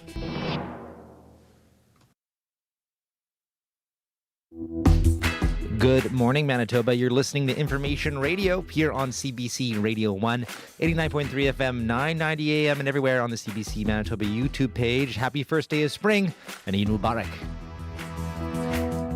I'm Corey Funk, sitting in for Marcy Marcusa. Good to be with you. Coming up this hour on the show, is it time Manitoba became a truly bilingual province? This is the question the government spent much of last year asking residents, and it's finally ready to share what Manitobans had to say. After 7:30, we're going to be joined by the minister responsible for Francophone Affairs, Glenn Simard. He's going to join us in studio to share his findings. But this half hour on the show, a new private members bill is looking to establish a provincial autism strategy. The president of Autism Manitoba is going to join us to answer why she says it's taken so long for action. Stay with us. It's 7:11 right now. Let's take a look at news headlines now with Matt Humphreys. Good morning. The mayor of Brandon is defending the upcoming Royal Manitoba Winter Fair. The event at the end of the month follows an outbreak of measles traced to an agricultural fair in the Wheat City. Manitoba Ag Days was in mid-January at Brandon's Keystone Centre. Now, some 40,000 people are expected back at that centre for the Winter Fair. The mayor is urging attendees to get vaccinated against measles. Since measles appeared in Manitoba early last year, the province now has the highest number of cases in Canada. At the bottom of the hour, we'll hear from a doctor. And people who use the Indigenous-led overnight shelter on the edge of downtown Winnipeg are weighing their next steps after learning the facility is set to shut down. Nadinaway Mac at 190 Disraeli Freeway is set to close April 1st. This morning, we're hearing from people who use the shelter and what they plan to do next. The province says the plan is to have every person to be moved from the existing shelter to another site. We'll hear more at 7:30. Thank you very much, Matt. Back soon. That is Matt Humphrey at our CBC News desk. Abby Adeyemi, as you've been saying, it's winter up north, spring down south, essentially. Yeah, as we start spring, we're marking a seasonal mix of clear skies in the southern part of the province, and we have lingering snow across the northern region. Though most of the regions across the province will be facing this risk of morning freezing, drizzle, or some flurries before conditions will settle during the day. For Winnipeg and the Red River Valley region, forecast for today in the area, we're looking at cloudy skies to start, then it's going to clear at some point. We'll see a mix of sun and clouds, then a slim chance of flurries and a risk of freezing drizzle, like all mashed up in this mix just in the morning hours. And the current temperature sitting around 0, both at the Forks and at the airport, under cloudy conditions, with morning temperatures staying around 0 for most of the morning under mild winds. We're expecting highs to be around 3 degrees later today. Similar conditions we're seeing around the southern regions. Temperatures hovering right now close to that 0 mark. We will see these fog patches spotted here and there dissipating this morning, and also highs across the regions around 3 degrees. While further north, we're looking at temperatures ranging from -7 around the Par to -27 as you go towards Churchill this morning, with light snow and biting wind chills as low as -38 as you travel north. So in summary, we're welcoming the first day of spring with more like a bit of a damp and a cloudy mix, as clearing skies in the south contrast that lingering snow and biting frostbite across the northern region. Winnipeg, we are at 0. Thank you very much, Abby. Thank you. That is Abby Adeyemi. And Sierra Sanders is in with a look at the very light commute, I think, so far. Yeah, it's been a pretty light commute on the commuter line, at least. I know someone did give me a call, but I was busy getting our next guest up on the phone, so I wasn't able to reach for the traffic phone there. So if that was you and you're listening, please give me a call back. I'd love to hear what you had to say. But moving on, last hour, Dan on a Bike gave us a call and let us know that sidewalks and bike lanes were kind of a mix of ice and water, kind of a not ideal combo if you are an active commuter on your bike or you are walking. So you want to stay vigilant if that is the way you're getting around this morning. If you are walking, maybe do a little penguin waddle, or as you said, the Winnipeg waddle. I think that's a good way. Yeah, exactly. Your feet never leave the ground, but you still manage to go pretty fast. Exactly. I think we've mastered it so far. So stay vigilant if that is the way that you are choosing to get around this morning. As well, you might notice traffic is a little bit lighter as around schools in certain areas. That's because it's a non-instructional day in school divisions across Winnipeg. So traffic might be a little bit later, which is a good thing. And I like ending on a good note. So all good notes so far this morning. But if there is something you want to let me know about, I'd love to hear about it. The number to call is 204-788-3093.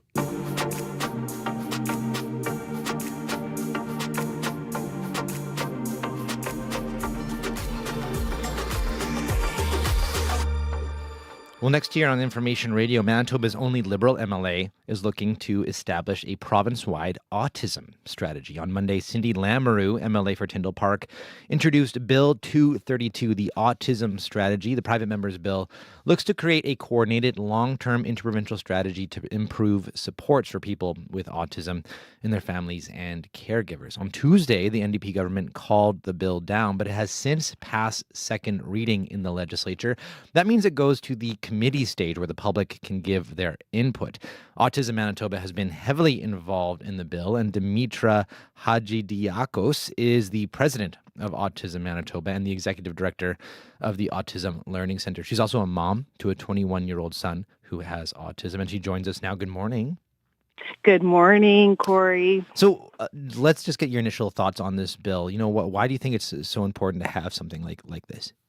Oh, it's just extremely important. The families who are caring for loved ones on the autism spectrum are needing to see where public dollars are going year after year as family members stay on waiting lists, age out of services, are unable to access services because they don't fall within a certain group.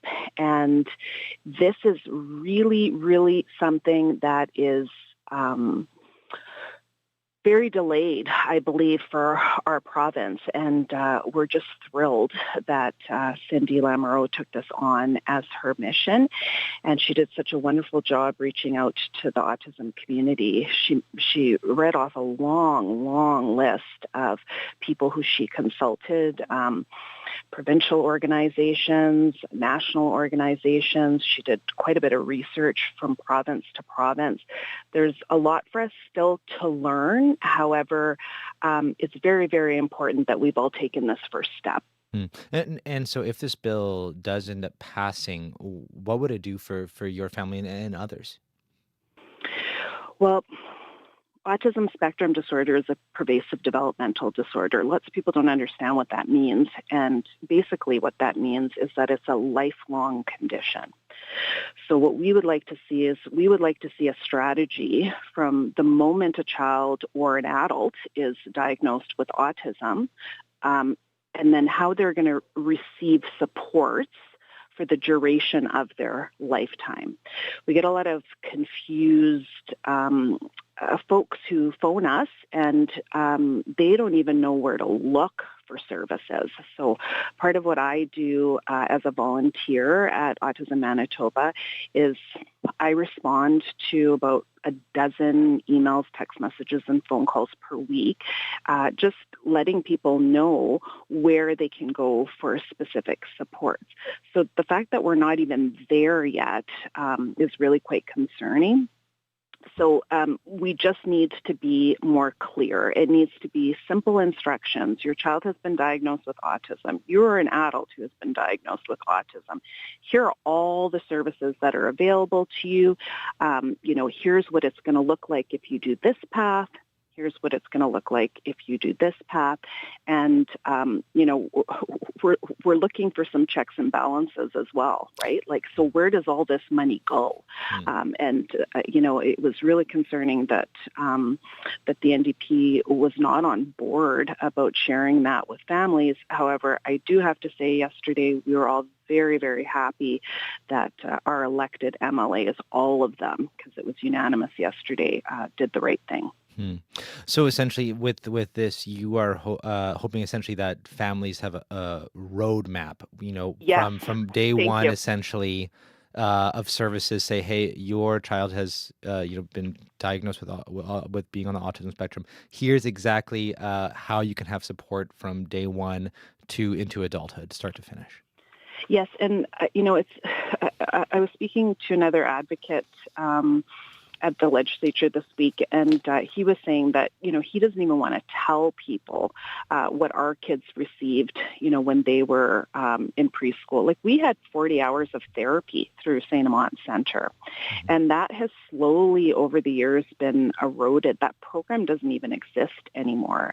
It's unrecognizable to us, those of us who have adult children who have come up through the public services. And, it is about just taking a look at, let's go back to the things that were really, really working. And let's see if we can add services for folks who are falling through the cracks because they don't fall into a certain category. So just saying that we can just throw more money at it is really not going to solve the problem. It really does need an overhaul. You've been a parent of a child with autism for 21 years now. Have services gotten better or worse over that time, would you say, here in Manitoba?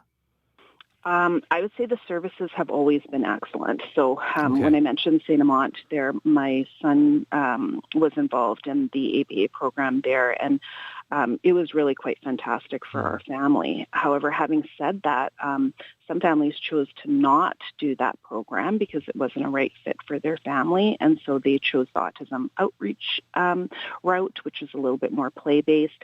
And we've just seen a lot of fantastic programs along the way. The feedback that we get from families is that they're on wait lists for these programs. And, in the case of preschool services, and, I've been screaming this from the rooftops for, decades now, that kids are aging out on those wait lists. So they're on a wait list for a diagnosis. Then when they receive the diagnosis, then they can be on a wait list for services. And the majority of the money that is autism specific in Manitoba is for preschool programs. And then they're told that they've aged out of the preschool programs. And so this is a really big concern for families. And what we're seeing now is adults are being diagnosed on the spectrum, and they just don't even know where to begin to look for services that might be a fit for them. So it seems like the services are there, but it's just access and understanding of how to access them. It seems to be the biggest issue right now, and you're hoping this strategy will help close those gaps. Is that right? Correct, but I'm going to add to that as well that more is more in the autism community, because if you know one person with autism, you know one person with autism. Some children would benefit from music therapy, while another child might benefit from tutoring, while another might benefit from play therapy. And the way that it's set up right now, it's, here are your two options. We need more menu options for families. And certainly in the adult world, we need more services altogether. And finally, before I let you go here, so now this bill, it's in the public input stage now. What are you hoping comes out of that? I believe I was the first person to sign up to be a speaker when it goes to committee. Right. And so hopefully by then I will have spoken to many of our families, putting a shout out on social media and sending emails. And I'll be talking to quite a few people in the autism community. And when that day does come, I will be able to hopefully articulate what the autism community is looking for. I do know the wait lists are long, that there's a lot of missing services. There isn't a lot of choice. There isn't a lot of transparency. This is coming from the community, and I would really like to be able to sit down with folks and see if we can put together, some solutions to those problems. So I do believe that there's a lot of good there in the services that are already being offered. We only experienced excellent programming throughout, and I know a lot of families who I've gotten to know over the years who feel that way as well. The programs that are there are wonderful. There's just unfortunately not enough of them, and the access to those programs are really, it's looking bleak. Well, Dimitra, we'll follow this story, obviously, as it works its way through the legislature, and we'll have to have you on again. Thank you very much for your time. Really appreciate it. Thank you, Corey. Dimitra Hadjidiakos is the president of Autism Manitoba and the executive director of the Autism Learning Centre. She's a mom to a 21-year-old who has autism. 7:24 right now. You're listening to Information Radio here on CBC Radio 1, 89.3 FM, 990 AM. I'm Corey Funk, sitting in for Marcy Marcusa. And actually, still ahead here, you do want to stay tuned if you're a big fan of Kids in the Hall. Also, if your name is Dave and you grew up in Canada, then you were immortalized in song back in '89 by comedian Bruce McCulloch, who was on Kids in the Hall. You know the song, "These are the Daves I know, I know." He's on the show later to talk about his new show coming to Winnipeg. Well, up next here, though, on CBC Radio 1, time for morning sports now with Paul McGowan. Good morning. Good morning, Corey. So let's start on the ice, a game that the Jets would like to forget last night against the Boston Bruins. 6-1 the final last night against Boston. And effort aside, it was just one of those nights for the Jets. We saw a bad Connor Hellebuck giveaway behind the net. We saw a goal glance in off the head of, I think, Hayden Fleury. Scott Arniel was asked after if the team gave up after the bounces stopped going their way. I don't know the answer exactly. I just know that we haven't done that. I haven't seen that since the break, and to me, that's just that's something that with coaches, with our leadership group, we just got to focus and make sure that doesn't happen again. That you never know in these games. We've done it before where we've been able to get them to overtime, and that's a one-off hopefully, because we got to turn around. We got 2 back-to-back afternoon games. It's no time to dwell. We got to get focused again now on Pittsburgh. The Jets are now 5 points out of a playoff spot. And yeah, a pair of weekend afternoon starts coming up. Tomorrow is Pittsburgh, and then Sunday, an 11 a.m. start against the Rangers. And now let's go to a sport where Manitobans have been having a little bit better luck so far. Mm-hmm. Curling. It's the final day of the round robin play in Calgary.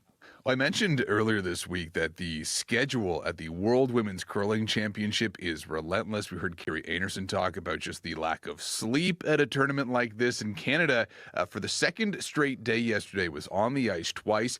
They did beat South Korea in the morning, then went up against 2-7 Norway, which sounds like it should have been an easy draw for Canada.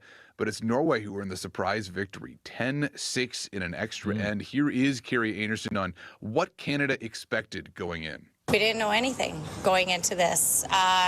We knew that they were young, but those young teams, they come out firing, and that shot she made in the second end was an unreal shot. And we're like, oh boy, we better string some shots along here. And sometimes I don't like playing teams like that because they have nothing to lose.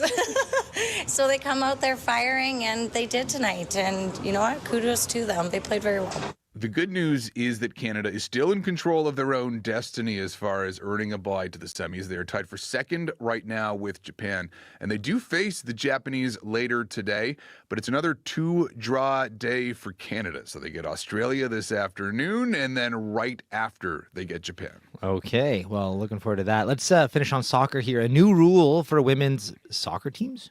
Yeah, FIFA, in the middle of trying to stick-handle geopolitical concerns around this summer's World Cup, did do some actual soccer business yesterday. There's a new regulation that says that women's teams at FIFA events must have 2 women at minimum as part of the on-field staff, which for a program like Canada's will not be a problem. But at the 2023 Women's World Cup, for example, just 12 of 32 head coaches were women, and that's something that FIFA wants to address.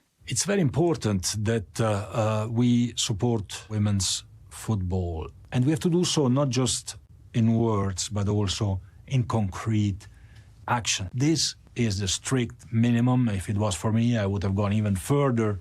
But it is a very, very important step to enhance women's presence in women's football. That's FIFA President Gianni Infantino. Canada, of course, has Casey Stoney of the UK at the helm, and elsewhere, Canadian Rhiannon Wilkinson coaches the Welsh national team, and those coaching numbers are steadily getting better, but you can see where FIFA is coming from. Even in Canada, in the Northern Super League, just 3 of 6 head coaches are women. Thank you very much, Paul. Thanks, Corey. That is Paul McGowan with your morning sports. 7:29 right now. Traffic right now, pretty light out there. Haven't heard of any major issues, but if you're walking, you're biking, you're driving, you can give us a call. You can let us know if you do see any potholes or anything else like that going on. But actually, I did see, sorry, on the screen here, actually, Sierra just updated me. This just came in. Darlene called Portage in Maine. On southbound Maine, there is a stalled car in the left left-hand lane. Keep right to get around that. So they may cause some backups. There's one issue at least out there. If you see any new potholes or anything like that, you can also give us a call, 204-788-3093. Thanks for that call, Darlene. And time now for your CBC Winnipeg News. This is CBC News. At 7:30, we're at 0 with partly cloudy, slushy conditions in downtown Winnipeg. We have a slight chance of flurries this morning. Good morning, I'm Matt Humphrey. Manitobans are joining millions around the world this morning and taking part in Eid al-Fitr. The end of Ramadan is one of the holiest days in Islam. The largest celebration in Winnipeg is happening at Assiniboia Downs. The CBC's Megan Ketchison is there and joins us now. Megan, what are you seeing? Well, there are thousands of people that are streaming through the front doors here at Assiniboia Downs this morning for the very first prayers this morning to celebrate Eid. Now, this is the end of the holy month of Ramadan, and in speaking with some of the organizers, they say that they've almost outgrown this area here. They can get 3,500 people in to the Assiniboia Downs per prayer session, and they're going to be a number throughout the day. And we're seeing people that are coming in, they're hugging, they're laughing, some of them are dressed in some of their most fine clothes, some representing countries in Africa, places in Pakistan and the like, and just coming in to celebrate Eid. Now, this is a challenging time, of course, as there are tensions in the Middle East, is saying that here people are praying for peace and hoping that the situation there will be settled. Now, throughout the day, you'll have people that are going to prayers here at Assiniboia Downs and also at the Centre Culturel Franco-Manitoban at 9:30 this morning. Reporting live, Megan Ketchison from CBC News. Thanks, Megan. The CBC's Megan Ketchison reporting from Assiniboia Downs. She says thousands are already arriving at the beginning of Eid al-Fitr. A health official says he's concerned about a spike in measles cases at the upcoming Royal Manitoba Winter Fair in Brandon. Dr. Devinder Singh is the Southern Health's medical officer of health. He says there was a spike in measles cases after Brandon's Ag Days in January and fears of another increase as tens of thousands of people crowd into Brandon's Keystone Centre. Everybody, at least in public health, is aware of the fair and the potential for further contribution to spread of measles. But, at the same time, the fair is a wonderful event, just, provides a lot of benefit as well. So, I think that we have to kind of keep that in mind, too, when we think about these big events. Brandon's mayor hopes visitors follow provincial guidelines and get the measles vaccine. The Royal Manitoba Winter Fair happens March 30th. The impending closure of an emergency shelter in downtown Winnipeg has some residents fearing for the future. For 4 years, Nadinaway Mac has been operating out of 190 Disraeli, but next month it'll be converted from a shelter into a navigation centre, helping people get off the street. Melina Levasseur says although she's been told she'll be moved somewhere else, she wonders if she'll end up back in an encampment. A lot of people have their own ways to, keep themselves safe, and Tents are very, very safer too, Housing Minister Bernadette Smith says the province is working with its shelter partners to ensure none of Nadinaway Mac's 193 clients are left out in the cold and no staff lose their jobs. The provincial energy regulator has approved a trio of Manitoba hydro rate hikes. Rates go up 3.5% next year and 3% in 2028. That's on top of a 4% hike this year, which already happened. A lawyer representing low-income Manitobans said she had hoped to see lower increases. Katrine DeLay is with the Public Interest Law Centre. Our clients overall are disappointed with the overall magnitude of the rate increases being granted, and they also want to express that these rate increases will have an impact on captive Manitoba ratepayers, especially those who have a limited or low income. Hydro says it needs the rate hikes to deal with drought conditions and to pay for repairs on its main transmission lines. And finally, Manitoba's construction industry has asked the Auditor General to investigate a new surcharge on public construction projects like schools. Under the NDP's Manitoba Jobs Agreement, contractors must pay 85 cents per worker per hour. Ron Hambley is president of the Winnipeg Construction Association. He says that could add up to millions of dollars. There's some very large projects on the horizon. If the number is 85 cents on every hour worked, these are very significant cost implications for some of these large projects. We want to know if, there's a plan to use the money, what it's for, how it'll be tracked, and ultimately who it's going to. Hambley says local subcontractors will not bid on public construction projects because of all the conditions. The fee will go to the union coalition, Manitoba Building Trades, which says it's common practice on major infrastructure. And for more on that story or any of our stories, head to cbc.ca/Manitoba. That's your CBC News from Winnipeg. Thank you very much, Matt. Back soon. That is Matt Humphrey at our CBC News desk. I'm Corey Funk sitting in for Marcy Marcusa. This is Information Radio on CBC Radio 1. Abby Adiemi is in with a look at your forecast. Hello. Hi there. We're just welcoming this change in season with some foggy conditions clearing as we get into the morning in the southern regions, while up north we're seeing lingering snow still in the forecast there. For most of the regions down south, we're looking at temperatures hover between a -1 and +2 at this time from the Pembina Valley region all the way down to the Parkland region. While up north, we're still seeing temperatures around -5 in the Par to -29 near Churchill with a risk of frostbite in play. Thank you very much, Abby. And Sierra Sanders is in with a look at the commute. Hello. Hi, Corey. Yes, looking at the commute, as you mentioned just before we went into the news there, got a call from Darlene, Portage in Maine, southbound Maine. There's a stalled car in the left-hand lane. So you want to make sure to keep right to pass if that is on your route today. So expect maybe some delays there in that area because of that stalled car in that southbound left-hand lane there. As well, got a call from Matthew about a power outage in the south end. And Winnipeg Traffic Management Center actually just reported about it. Let me scroll to my little information here. Yeah, so hydro outage in the Burland and St. Mary's, and Van Hull Ward area there. Several intersections are affected, and you want to make sure to treat blank and flashing intersections as an always stop before proceeding through the intersection there. So hydro outage there, Burland and St. Mary's and Van Hull Ward area. So you want to keep that in mind. So River Park South, keep an eye out for those flashing lights on your commute this morning.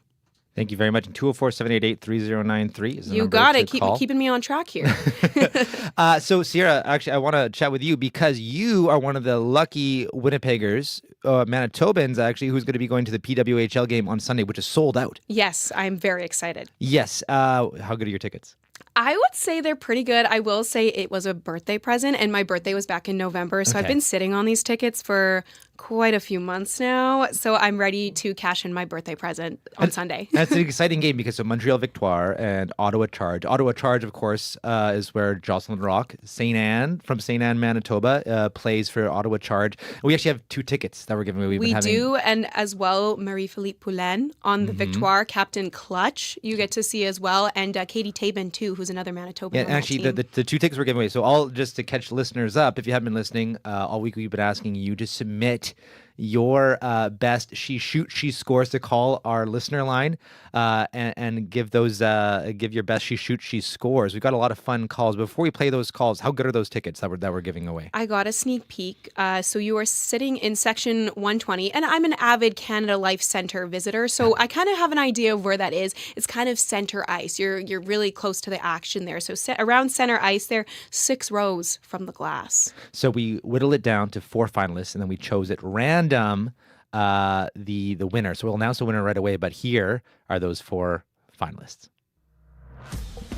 And it's Laquette crossing the blue line with the puck. Passes to Botterill. Botterill with the puck. She shoots. She scores! Jennifer Botterill puts Team Canada ahead of the U.S. in the late moments of their third period with a goal and an assist from 2 Manitoban players. St. Anne's own LaRock gets the pass to Leslie, and Leslie rounds the corner, and she shoots, and she scores! 1 for the Chargers. The forwards come rushing in, skating hard, they see the goal, they shoot, she saves! I am a goalie, Dad. Have a great day. She shoots, she scores! So fun, right? That was so fun. Good job to everyone. Yes. I could feel the passion behind that. Those were very fun to get. Thanks to everyone who called in. And the winner is the very last thing you heard, that little kid saying she shoots, she scored. We chose at random, and it was Andrea Wong who sent that in yesterday. There's actually a cute little video that she sent in as well of the kiddo saying that. So thanks. You are the winner. We will reach out, and you will be going to watch the Ottawa Charge face off against Montreal Victoire on Sunday. Well, 7:39 right now here on Information Radio. Next year on the show, from 1988 to 1995, a comedy troupe was making its mark on Canadian culture. The Kids in the Hall would debut on CBC and HBO, and it makes its way to CBS. A generation of us still says we are crushing your head, or remembers the chicken lady. And of course, if your name is Dave, then Bruce McCulloch immortalized you in this tune. These are the days, the Daves I know. McCulloch is still making Canadians laugh, and he will be in Winnipeg this month with his new one-man show called Dark Purple Slice. I did not fit in because I wasn't like everybody else in the neighborhood, smiling at each other and muttering, live, love, laugh. Hashtag blessed. We love family time. So I called up the dog breeder and I said, I'm lonely. What do you got? And he said he had a poodle. I didn't want a poodle, but I thought I should meet it anyway. Thought it might be a gateway to better dogs. That's a clip from Bruce McCulloch's Dark Purple Slice. And Bruce sat down with Marcy Marcusa earlier this week for an interview. Have a listen. Zoom, hi there. I'm so excited to talk to you, to my snowy friends in Winnipeg. No doubt. Well, you'll be here soon enough. So did you actually get a poodle, or is this all for the sake of comedy? That was a story. I actually am on my fourth poodle now. That Is was that the true? story of how I got my first poodle, and I learned to love, I think, with my dog. And dogs are a very important part of my life to this day. Yeah, me too. So tell us about Dark Purple Slice. I know that, first of all, starting with the name, it comes from something a critic called you one time, right? Yes, that I am the dark purple slice of the Kids in the Hall, which I think was an insult, but I took as a compliment because I love dark purple. And I kind of am, and it speaks to sort of a gallows humor or dark humor that I've been, apparently that's my brand. But it's really more importantly about how we use humor in the very dark times, which we're almost always in, to get through the tough times in life. So it's kind of a humanistic, uplifting comedy show with that as in the belly of it. Yeah, I heard you describe it at one point that beyond comedy, here's the word, you said it was touching.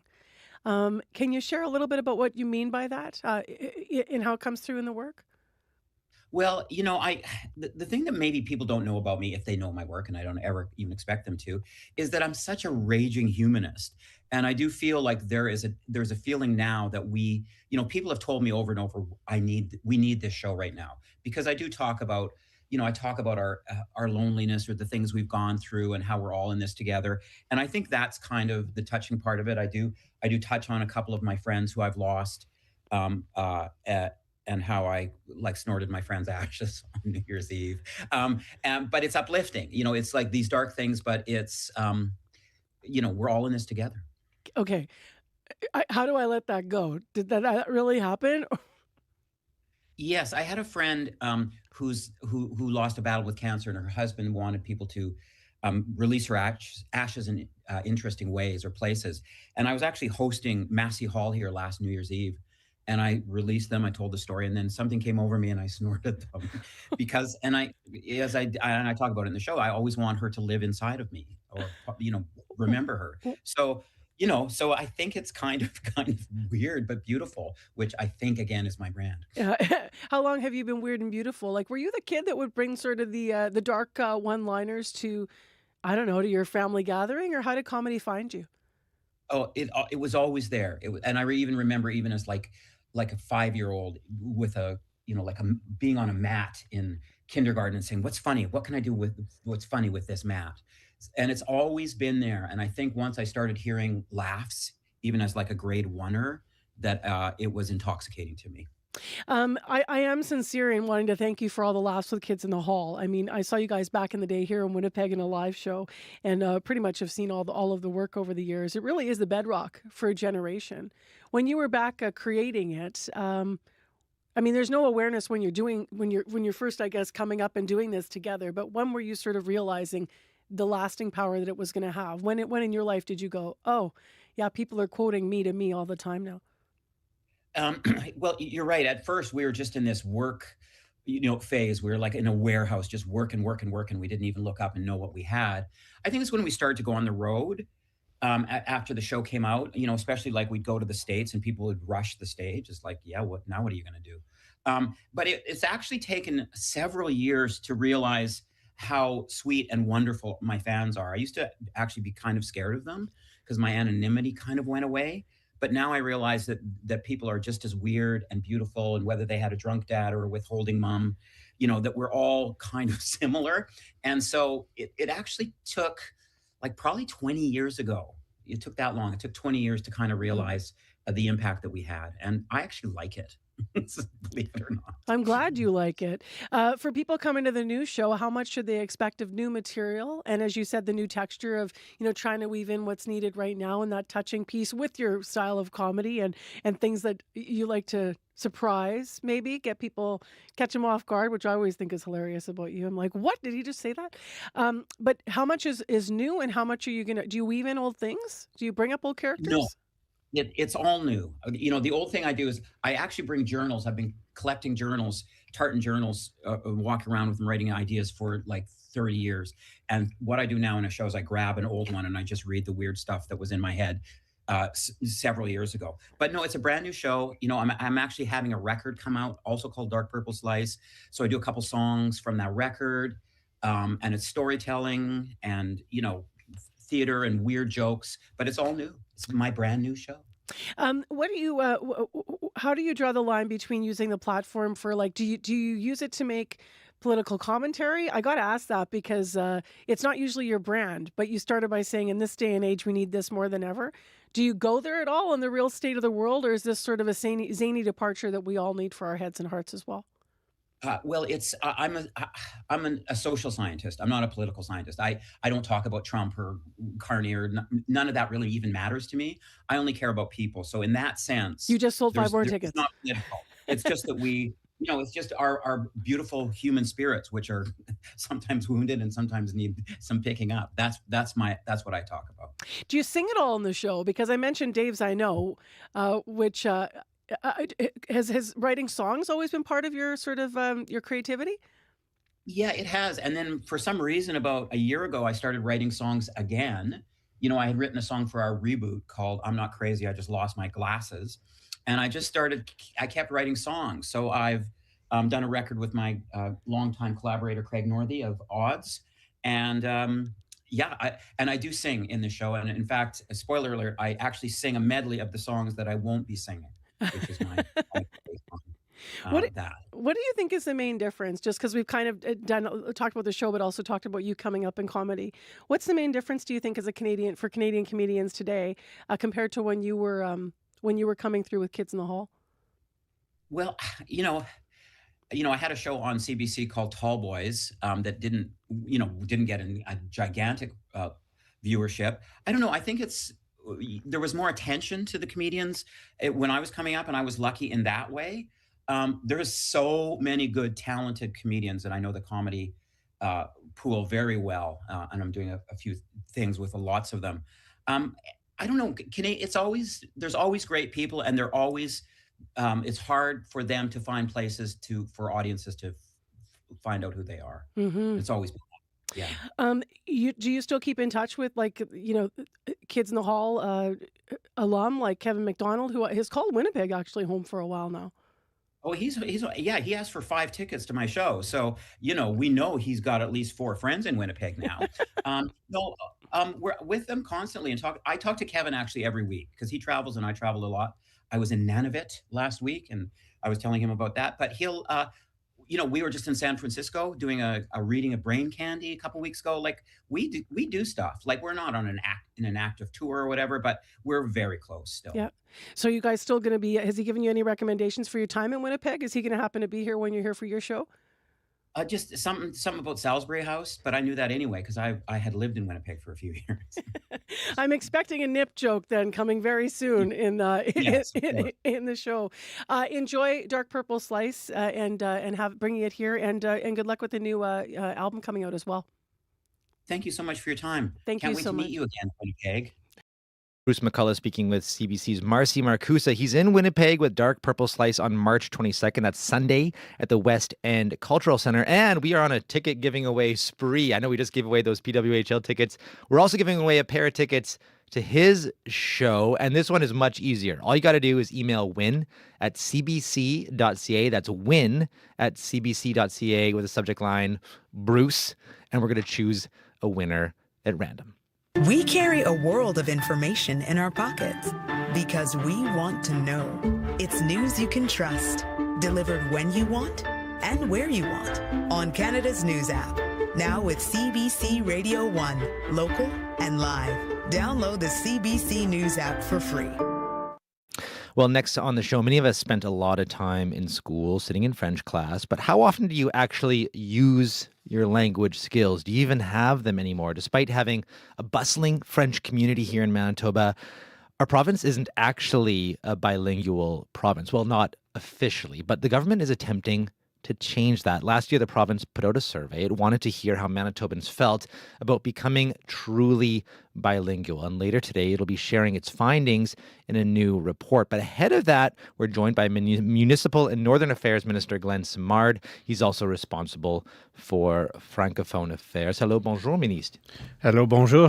So just to start here, just remind us about, why you decide to make this a priority for your government. Yeah, great question. I was asked by the Premier in his mandate letter to ministers to work on making Manitoba a truly bilingual province. So obviously with that mandate and considering the fact that Manitoba is already part of a bilingual country, language rights are already protected in the charter, we wanted to know what that really meant. And I know what it means for me. I know what it means for my family members, but what does it mean for the community at large? So that's the work that we've been doing in the last little while, and we're ready to share the results of our consultations with the public. So you collected some data, you let people weigh in. Tell me a little bit about how that worked. Yeah, so there was different ways that we could engage with folks. We wanted to hear from as many folks as we could. One of the things that we did is we had an Engage Manitoba survey that we sent out to folks. We met with a number of different groups, some of the folks who were involved in the original, I would say in the 1980s language crises that we had here in Manitoba. We talked to the older Manitobans who had to hide their French lesson books when they were in school. We talked to groups who represented teachers, groups who represented learners, post-secondaries, and one-on-ones. So we had a broad consultation, roundtables across the province. So, kind of a top line, what did you kind of glean from, I think it was about 1,600 people, I think, responded to this. What did you glean from, what it means to Manitobans to be truly bilingual overall? Well, there's a number of themes that come out of the consultation that we'll share today, but I would say the top lines are there is a desire for folks to be able to live their language and their learned language in the community. And what we're tasked with is to develop a strategy that meets those needs. Obviously, government has its responsibilities that it'll continue to meet and also work on improving. But what does it really mean for the person who is going to eat today? What does it mean for the person who is choosing the schools or where they're going to live? Or what does it mean for a person on their deathbed who wants to be able to be consoled by someone who speaks their language, a language that's protected by the charter? And so all of that says that as we work towards making Manitoba a more truly bilingual province, what does it mean for you? What does it mean for the person on the street? And what are some of the tangible things you think, like even in the short term, that your government can do? Because I know right now this is very much a consultation phase. Right now, you're in about a year or so. You're actually planning to have a more concrete strategy. But in the next year or so, is there anything that your government plans to do to make it easier for Francophones to live their life in Manitoba? Yeah, I would argue that we've been doing that work already. We've invested in education, which is a very important piece. We've brought into departments things like Santé en Français and the literacy centers, so that they're in education, so that they're now funded through those agreements that they have with the feds rather than a small little department like mine. And that allows us to invest other dollars into other parts of the community. And so we gather together, we have my council, my advisory council, we have the results of the consultation, we have what people want. How do we develop a strategy by looking where we can invest dollars in the best way? Mm-hmm. And what do you think of the tangible impacts this could have on Manitoba in general? Like, have you thought about what this could mean for immigration, whether that's interprovincial or international as well? That's a really great question. One of the sectors of immigration that's actually growing in Canada right now is the Francophone immigration. And in April, I'll have the group of Francophone ambassadors to Canada. A big number of them come to Manitoba because they're excited about what's happening with this, making Manitoba a truly bilingual province. That can lead to tangible economic benefits and relationships with countries like France, Belgium, African countries, Morocco, etc. So there's a lot of opportunities there. And as we work to join the OIF, which is l'Organisation Internationale de la Francophonie, come an observer member, I think that's going to open some more doors as well. Mm-hmm. Manitoba, though, it does have a large French community, but also, we're about 18, at least according to the last sentence, about 18% Indigenous. What do you say to people who believe that the focus should actually be placed on prioritizing Indigenous languages instead? I think a rising tide raises all boats. We have a trilingual premier, and what I would say is that there is no better champion for language rights and for elevating Indigenous language than the Francophone or the Francophile who learned French in school, or a family whose family lost their French language over time, and to say that this can't happen to our First Nation friends. And rising tide lifts all boats, really. And one of the goals creating the survey was to create a roadmap towards true bilingualism. So just give us a bit of a timeline of what that's going to look like over the next year or so as you pursue that goal. Yeah, so today is la Journée Internationale de la Francophonie. So the March 20th is a significant day. Last year, we said we would do the consultations and come back with next steps. This year, we're going to have the results of that consultation, and we will present a roadmap for the next year. And then hopefully by next March 20th, we'll have a strategy to share. So will we be truly bilingual by in a year from now? When do you think Manitoba will be truly bilingual? Well, I think it's an interesting thing. Governments can't make you bilingual, right? But they can set the conditions so that those who are bilingual can maintain their French language and use their French language. So in a radio show like this, rather than giving away tickets for saying she shoots, she scores, maybe elle lance, elle compte. I don't know if that puts me in free there. Tickets, here you go. But I mean, part of that is people want to live their language in a way that is everyday. And the more that we can provide those opportunities to people, whether it's opening schools, hiring bilingual staff, or training the staff that we have currently who are bilingual, who want to sharpen their skills, the more that we can do that, the more that we can keep those doors open. I would say that Canada is a bilingual country. Manitoba is a bilingual province. Mm-hmm. But to be a truly bilingual province means that you can use it every day when you leave for school, when you leave for work, and when you come home and you want to watch the hockey game. Well, we'll leave it there. Thank you very much, Minister. Thank you. Well, merci, I should say. Oui. That's Municipal and Northern Affairs Minister Glenn Simard, who's also responsible for Francophone Affairs. You're listening to Information Radio here on CBC Radio 1. I'm Corey Funk in for Marcy Marcusa. Stay tuned. We'll be back after World Report.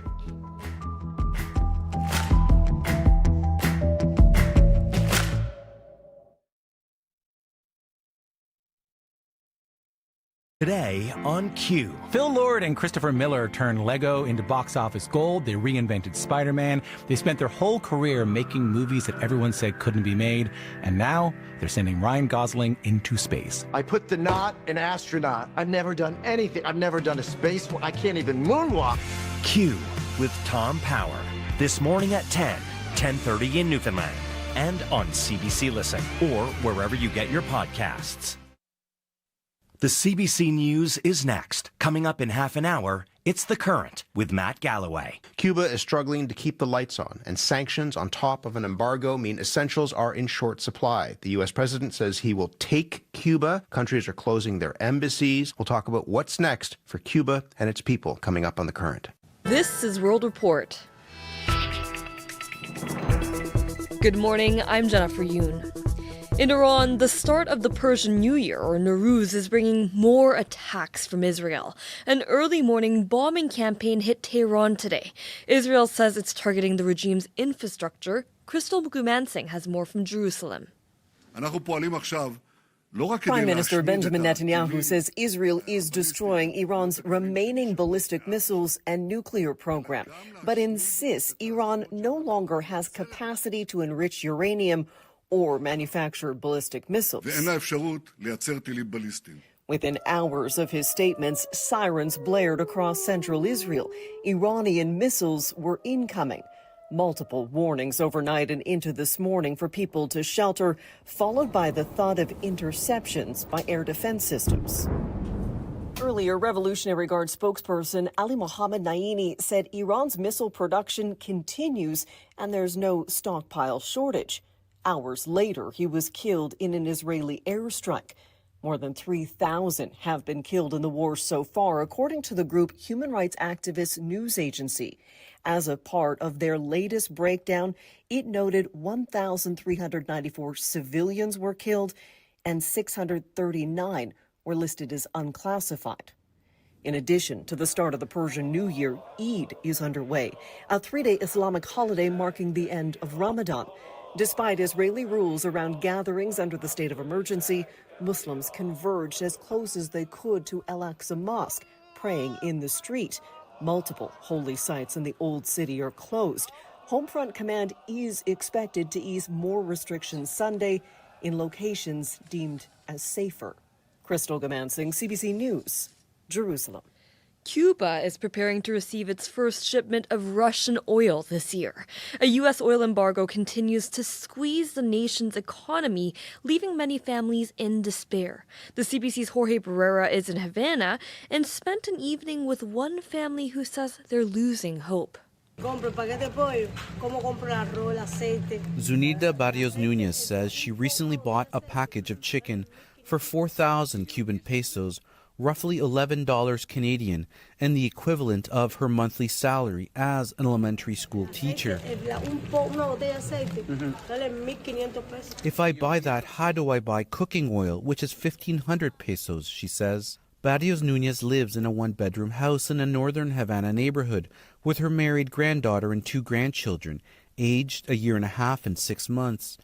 She says the skyrocketing prices for basic staples have caused more hardship and misery for people in Cuba than the now regular power blackouts that have gripped the island nation under a nearly 3-month-old blockade imposed by U.S. President Donald Trump. Barrio Nunez's granddaughter, Melanie Gonzalez Barrios, says people are growing frustrated and protesting the Cuban government by banging pots on the street at night and sometimes throwing rocks at police cars. I wish my children would someday move away from here so they wouldn't have to face so much hardship, says Gonzalez Barrio. There's no future here for any child, says Barrio Nunez, who believes things are only going to get worse. Jorge Barrera, CBC News, Havana, Cuba. Northeast Australia is being hit by a powerful storm. Forecasters say winds from severe tropical cyclone Narelle reached 250 kilometers an hour as it made landfall. With those destructive winds and heavy rain, residents are being urged to stay indoors. David Chrysophiles is the Premier of Queensland. Wind is intensifying. In many cases, it'll be the strongest wind that people have experienced in this part of the state for a long, long time. There's a lot of rain in this system, and as it moves, it will be hard and fast. And we're dealing with an area where there are already very saturated catchments. But look, I don't want to sugarcoat this. We are going to experience loss of electricity, and the damage is likely to be significant with a system of this size. Authorities say Narelle could be among Australia's worst storms in living memory. For the first time in 43 years, Vancouver has ended the winter season snow-free. While the mild weather may be a relief for some, the lack of mountain snowpack could have serious consequences for the city's water supply. Yasmin Wania reports. It is very slushy. It wasn't the ski run Tom Rakowski was hoping for. Grouse Mountain near Vancouver covered in soft, mushy snow. It's been raining and it's been kind of crappy. A lot of rain, but not cold enough to turn it into snow. In fact, Vancouver saw a no-snow winter this year for the first time since the 1982-83 season. Environment Canada meteorologist Brian Proctor says there were a few flurries, but not enough to count. He says this winter was one of the warmest on record. The mean temperature for December, January, and February was 6.0 degrees at the airport. The normal mean temperature is 4.3 degrees. The lack of snow on the mountains could spell trouble for the city's water supply, says John Richardson, professor emeritus at the University of British Columbia's Department of Forest and Conservation Sciences. In British Columbia in particular, we don't have very deep soils, so there's not a lot of deep groundwater. And the snowpack in the mountains is really kind of our water tower. He says unless it snows in the coming weeks or it rains a lot throughout the summer, people in the region will likely have to conserve water. Yasmin Ranea, CBC News, Vancouver. An 87-year-old Alberta man is fighting extradition to Scotland. He is accused of physically and sexually assaulting 17 young students in the 1960s and 70s. The CBC's Julia Wong reports. It's upsetting, of course, both to him and his family. Defense lawyer Stacey Purser says an Alberta justice's extradition approval for her client, Peter Murray, won't be the end of the road. Prosecutors in the United Kingdom accuse the 87-year-old retired teacher of the physical and sexual assault of 17 young students at 2 Scottish Catholic boarding schools more than half a century ago. The UK is seeking his return to stand trial. Murray denies the allegations and is appealing the justice's decision, Purser says. I think there is a significant fairness issue, given its advancing age, in sending someone back essentially to die awaiting trial in Scotland. Marion Scott is a reporter with Scottish newspaper The Sunday Post. She says Murray's alleged victims were heartened to hear he might be prosecuted. They were absolutely elated because this was a day they thought was never going to come. For decades, Scott has covered institutional child abuse at Catholic boarding schools in Scotland. This is a shameful legacy of the past. The young students were often labeled troublemakers, Scott says, and people didn't want to believe abuse was happening at the hands of the Catholic Church. But attitudes have changed, she says. It's unimaginable that something like that could happen today, but it did happen, and it happened in our lifetime. And I think that's why it's very important that these cases do come to court. The decision to surrender Murray lies with Canada's Justice Minister. A department spokesperson says there's no timeline on when that may happen. Julia Wong, CBC News, Edmonton. And finally, complaints against Canada's big telecom providers are on the rise, and billing issues are the top concern. A CBC Marketplace investigation discovers a customer service system that appears to be failing because of restrictions on frontline agents. Asha Tomlinson has the story. When I first started, the customers, we appreciated them. I never had any hesitation reducing someone's bill. Insiders from some of Canada's big telecoms are speaking out about feeling pressured to upsell customers. One TELUS employee says every credit and refund she gives now is closely monitored. We've altered her voice because she's scared to lose her job. Credits above a certain level have to be approved by a manager. I have zero leeway. And a Rogers insider revealed that more outsourced agents on the front lines is making simple issues complicated. And they'll often tell you, this is my first day on the job. I don't really know anything about this. I cannot think of an issue that unifies people more than this. Amos Tanuma has spent years running call centers. He says bad customer service is often by design. Not to resolve your issue, but to save money and preserve revenue for companies. Bell says any assertion its operations are designed to avoid resolving issues is simply not true. The company, along with TELUS and Rogers, say they're investing in customer service and trying to do better. Meantime, Spain recently passed a law forcing large companies to answer calls within 3 minutes max. Major issues, they have just 15 days to fix them. And this will be a revolution in terms, it's a small thing, but will change the everyday life of millions of consumers. The CRTC says it's keeping a close eye on Spain to see if it could shape policy here in Canada. Asha Tomlinson, CBC News, Toronto. And that is the latest national and international news from World Report. I'm Jennifer Yoon. This is CBC News.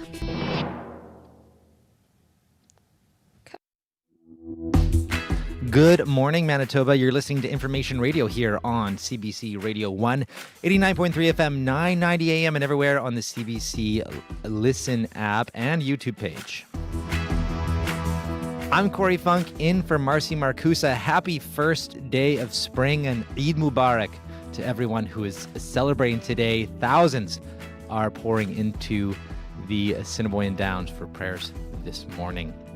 Well, this half hour on the show, 4% this year, 3.5% next year, and 3% in 2028. I'm talking about hydro rates continue to rise here in Manitoba. We're going to hear from a lawyer who is going to talk about the impact those will have on low-income people that they represent. Also, if you bank with Assiniboine Credit Union or Case and you plan on taking out some cash this weekend, some services are going to be unavailable, but it's temporary. We're going to hear more about the details coming up first. Also, last half hour, if you remember, we played an interview that Marcy did with Bruce McCulloch, and we asked you to email us at win@cbc.ca to win 2 tickets to his show on Sunday, and we got dozens, and I counted 3 of them are named Dave. But just because you're named Dave doesn't mean you win, though, okay? Because he is the guy who behind these are the Daves I know. So we will announce the winner. And there is about a 2% chance that it is a Dave, but there's lots of other people who submitted as well. 8:11 right now. Let's check in with Matt Humphrey with a look at news headlines. Good morning. The mayor of Brandon is defending the upcoming Royal Manitoba Winter Fair. We're talking measles this morning. The event at the end of the month follows an outbreak of measles traced to an agricultural fair, Ag Days, which happened in the Wheat City in mid-January at the Keystone Centre in Brandon. Now, some 40,000 people are expected back at that centre for the Winter Fair in 10 days' time. The mayor is urging people to get vaccinated against measles to follow provincial health guidelines. Since measles first appeared in Manitoba earlier this year, our province, now has the highest number of cases in Canada of measles. We'll hear more at the bottom of the hour. And as Corey touched on, it is Eid al-Fitr, the end of Ramadan, one of the holiest days in the Islamic calendar. And there's a large gathering at Assiniboia Downs where our intrepid reporter, Megan Ketchison, is there. She'll be bringing us the news. We'll hear from her at 8:30. Thank you very much. Back soon. That is Matt Humphrey at our CBC News desk. Abby Adiemi is in with a look at your spring-like forecast, at least for the south. Yeah, for the south, you look outside. It's a foggy morning in the southern region. Steady snow across the north, with the Parkland region anticipating about 5 centimeters of snow arriving later tonight. For the south, temperatures hovering between 3 degrees at this time and 0, with humid air and overcast skies, settling across the region. Forecast for the city and nearby areas, we're looking at temperatures will be hovering around +1 at this time, with this morning fog and mild winds before we reach a high of 3 degrees today. We'll see the morning temperatures in the city hover around this 3 degrees for the rest of the day, though we have a good chance of rain mixed with snow developing overnight. And for the southern regions, as mentioned, we're looking at snow coming towards the Parkland region, anticipating about 3 to 5 centimeters, while up north it's much colder with light snow falling at this time. Temperature sits in between -7, mainly sunny towards Churchill and Tudula Lake this morning, but the wind chill biting around -33, Corey. Thank you very much, Abby. Thank you. That is Abby Adiemi, our studio technician, keeping an eye on the forecast. Our studio director, Sierra Sanders, is in with a look at the commute. Hello. Hi, Corey. Still hearing about a power outage in the River Park South and a little bit of the surrounding areas there. Manitoba Hydro does know about it. They are on the scene, so crews are on the scene responding to this outage, and they are saying it's affecting just over 830 customers roughly this morning, and they are working to restore that power for those folks as quickly as possible. And that is affecting some traffic areas, several intersections are affected. You want to make sure to treat blank and flashing intersections as an always stop before proceeding into the intersection. And I always like to say, be patient with your fellow drivers. Everyone's trying to get to where they need to go as safely and kind of as quickly as possible. So be aware of that power outage there in River Park South. Hydro does have crews out there working to restore that power. As well, I got a call from Margaret just before we went into World Report there. She was walking on Portage Avenue and she said, or on the sidewalks on Portage Avenue, I should say, she said it was very slippery. Some parts of the sidewalk kind of being like sheets of ice. So I think it's safe to say that Margaret was doing the Winnipeg waddle, making her way down the street very there. Much, just shuffling along. Exactly. So you want to be aware of that if you are walking this morning or getting out on your bike as well, because we heard earlier in the show from Dan on a bike that the bike lanes were pretty icy as well. We're kind of going through that freeze thaw right now at the moment, but still a lot of time left in the show. So if there is something else that is getting in your way, I'd love to know about it. You can give me a call at 204-788-3093.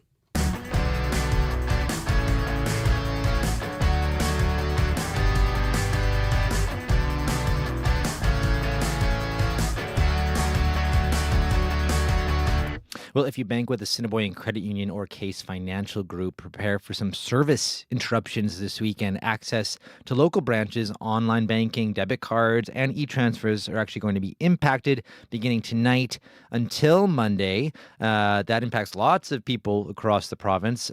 Sylvie Laurencel is the Vice President of Communications and French Language Services at Assiniboine Credit Union, and she joins us now over Zoom. Good morning. Good morning. So first, can you just tell us a little bit more about the type of services that are going to be impacted for folks? I think what people are going to see this weekend starting, depending, it's a little bit different for Case and it's a little bit different for Assiniboine Credit Union. But for our Assiniboine, 140,000 Assiniboine Credit Union members, what they're going to see is as of 5:30, they will no longer have access to Interact e-transfer. And then as of 5:30, they're going to have limited available, not saying not available, but limited availability when it comes to debit cards and ATM purchases. So you can still use your debit card. You can still go to the restaurant. You can still purchase, take money out at the ATM, but it will be limited availability. What they will not have access to for a couple of days, so starting at 5:30 until Monday morning, is online and mobile banking. So they won't be able to check their accounts during that period. And that's till Monday morning. Is there an exact time Monday morning that those services won't be there? We're expecting by the time by opening of the branches that everything will be back to normal. Okay, and just to remind folks, why are these service disruptions happening? Yeah, so that's a great question. We, by we, I mean, I'm actually a legacy Case Assiniboine Case Financial Group employee. So we, Case, along with Westoba Credit Union and Assiniboine Credit Union, back in 2025, back on the 1st of January, we merged. Right now, what we're doing since then is we've been preparing towards this day for Case, is merging our banking systems because we do have different banking systems. So today or this weekend, what's happening is that our banking systems are being aligned so that as of Monday, whether you're a legacy Case member or a legacy Assiniboine member, you'll be able to bank at either location. So Case Assiniboine, legacy Case has 19 locations throughout Manitoba. Legacy ACU has 13 locations. So between those two locations, everybody will be able to bank at each location. We're going to be bringing on board Westoba Credit Union in October. So at that point, come October, all 216,000 members will be able to bank at each other's locations, which will all become Assiniboine Credit Union, Case Assiniboine. So as folks go into the weekend, just to kind of top line, what's your advice to folks who are planning to spend money? Who are your customers this weekend? Well, if they're trying to spend money, they should try to save money. I'm just kidding. the main thing that they should take away with this is that if they're making small purchases, fine. If they're looking to make larger purchases, just make sure they have additional, and just generally speaking, they should have additional forms of payment on hand, whether that's the credit card, whether that's cash. What's not impacted by this, if you are an ACU member and you have or a case member and you have a Calabria credit card, those are not impacted at all. Those can be used without issue. Okay. Well, Sylvie, thanks for your time. Really appreciate it. My pleasure. Sylvie Laurencel is the Vice President of Communications and French Language Services at Assiniboine Credit Union. Time now is... The PWHL is back for the third season of heart-stopping women's hockey. And this season, there are two new teams looking to make their mark on the ice. The Seattle Torrent and Vancouver Golden Eyes. When the world's best women's hockey players face off, anything can happen. Will the Minnesota Frost achieve a three-peat? Will a new team take home the trophy? There's only one way to find out. Watch the PWHL for free on CBC Gem. And yes, we just gave away 2 tickets to that PWHL game happening Sunday here in Winnipeg. We have the Montreal Victoire and the Ottawa Charge facing off, and St. Anne's own Jocelyn LaRock is going to be playing that game. Really exciting. It's sold out, and we just gave away 2 tickets to Andrea Wong, who submitted her best, I think possibly her kids' best she shoots, she scores. So thanks for taking part in that. Well, 8:21 right now here on Information Radio, and next on the show, Manitoba hydro rates will continue to rise by nearly 11% over the next 3 years. Yesterday, the Provincial Energy Regulator approved a 3.5% hike for 2027, followed by a 3% rate increase in 2028. And this comes after a 4% rate hike that went into effect on January 1st this year. The provincial regulator says hydro needs the revenue to fix its aging infrastructure, and that includes its main transition lines. But the Consumers Coalition says the Crown Corporation doesn't need to hike rates that high. Katrine DeLay is a lawyer with the Public Interest Law Centre of Legal Aid Manitoba, which represents the Consumer Coalition at PUB hearings. Good morning. Good morning. Thanks for having me. So which Manitobans are going to be impacted the most with these hikes, do you think? Yeah, so certainly Manitobans who have a limited or low budget and who don't have necessarily the ability to curtail, their electricity consumption. For example, if they both heat and light with electricity, certainly their consumption is higher than if they heat with natural gas. And so we did hear during the hearing about stories of really hard choices being made by customers where incomes aren't rising at the same rate as other things are rising, including electricity rates. People having to make hard choices like, purchasing food or only heating certain rooms during the day, or using air conditioning only, or really not using air conditioning or even their stove. So certainly folks like that will face a disproportionate impact of these types of rate increases. And you say that hydro doesn't need to hike rates nearly as much. Why do you think that is? Yeah, so we had the opportunity to participate on behalf of our clients as interveners in the Public Utilities Board hearings about this rate increase back in November and December of last year. And our clients presented evidence by independent experts that they worked with, which said, look, yes, hydro is facing a lot of cost pressures, especially in the face of the drought we experienced last year, as well as aging infrastructure. However, what our independent experts said is that hydro did not need the magnitude of rate increases that they were requesting. Our experts were recommending lower rate increases, more in the range of 2.25% per year rather than the 3.5%. So ultimately, the Public Utilities Board did decide overall for the 3 years, approximately, an 11% rate increase over 3 years, 4% followed by 3.5%, followed by 3%. So our clients are disappointed in that overall magnitude of rate increase, but we'll also note for customers to be aware that the Public Utilities Board made really important findings about Manitoba Hydro needing to make hard choices before coming back for rate increases, especially in terms of reducing and justifying their costs internally. So you think the hydro should, could make more efforts to lower its costs internally, and that means that if they pull that off, then rate hikes don't need to be as high. Well, what ways do you think they could lower costs? Yeah, and so I'll just start by saying, Hydro faced a significant change from the time that it filed its rate application last year in March until the hearing in November. As many Manitobans or all Manitobans will know, we faced a drought last year, and that really impacted Manitoba Hydro's financial circumstances. And from what we can tell, really had an influence on the Public Utilities Board decision. Manitoba Hydro's financial circumstances changed by over $600 million in the span of that time. So that was certainly a big driver, from what we can tell, of the magnitude of rate increases. But the Public Utilities Board also found explicitly that they were concerned about the ongoing escalation of Manitoba Hydro's operating costs. So those costs, like staffing, like their IT, their technology, things like that, including that in a period of drought, Manitoba Hydro didn't look internally and proposed ways to reduce those costs in the face of drought. They did not do that. And so the Public Utilities Board said Manitoba Hydro should have done that, and in fact reduced by 1% the operating costs that Manitoba Hydro was proposing in its rate application.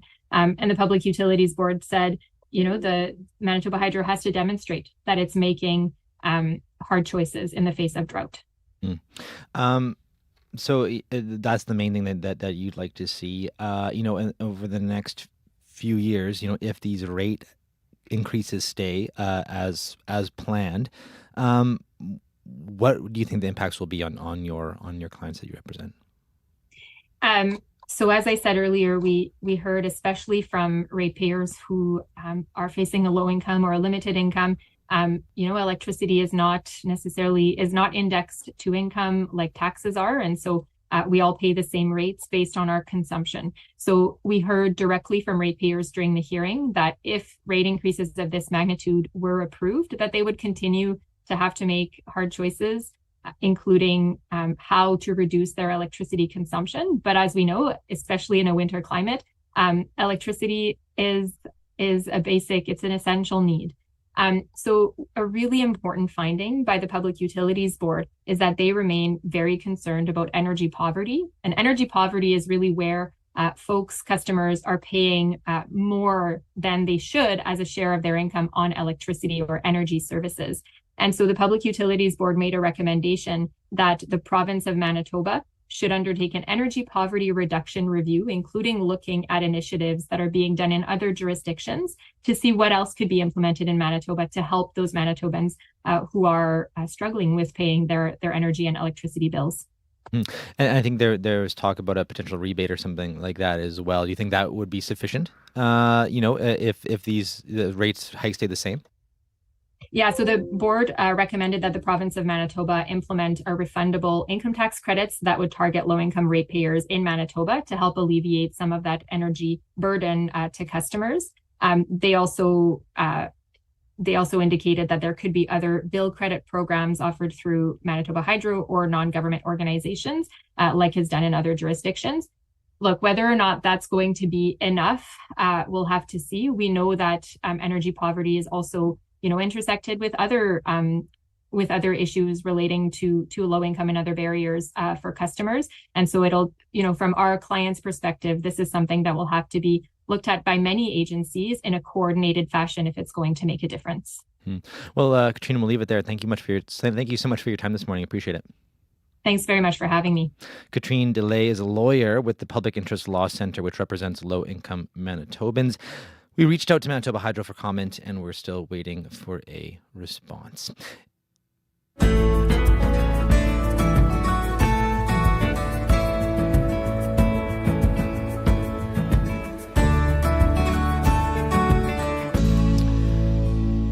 8:28 right now, and as promised, a reminder, we had Bruce McCulloch from Kids of the Hall on. He has a show, a one-man show coming up at the West End Cultural Center on Sunday, and we had 2 tickets to give away.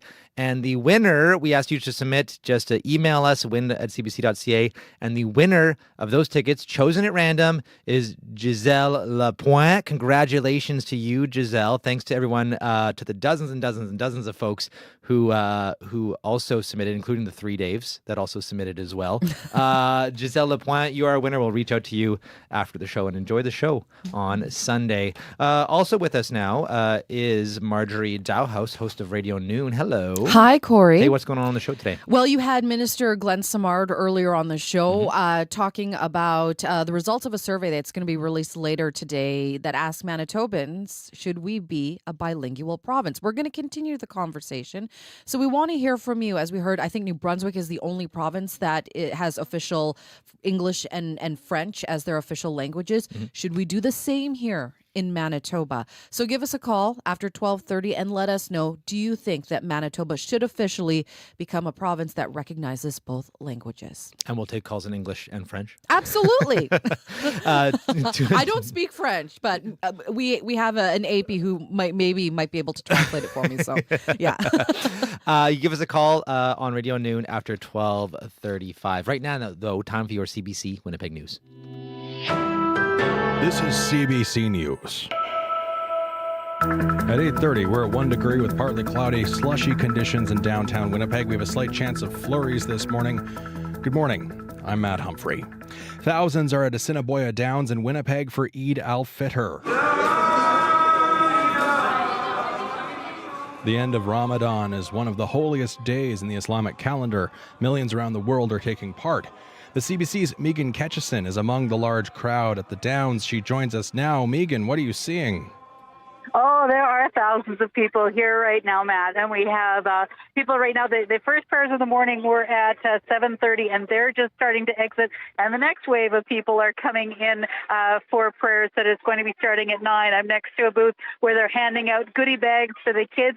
Everyone here, for the most part, they're dressed in their finest. A lot of people sparkling and looking very much forward to celebrating Ramadan. Now, I was speaking with Norbert. He's with the Manitoba Islamic Association, and even though this is a happy time, this is also a time where they are thinking, and the issues in the Middle East are looming large. Nobody likes to see conflict anywhere, and we just hope that there's peace and harmony and all this stuff that's happening.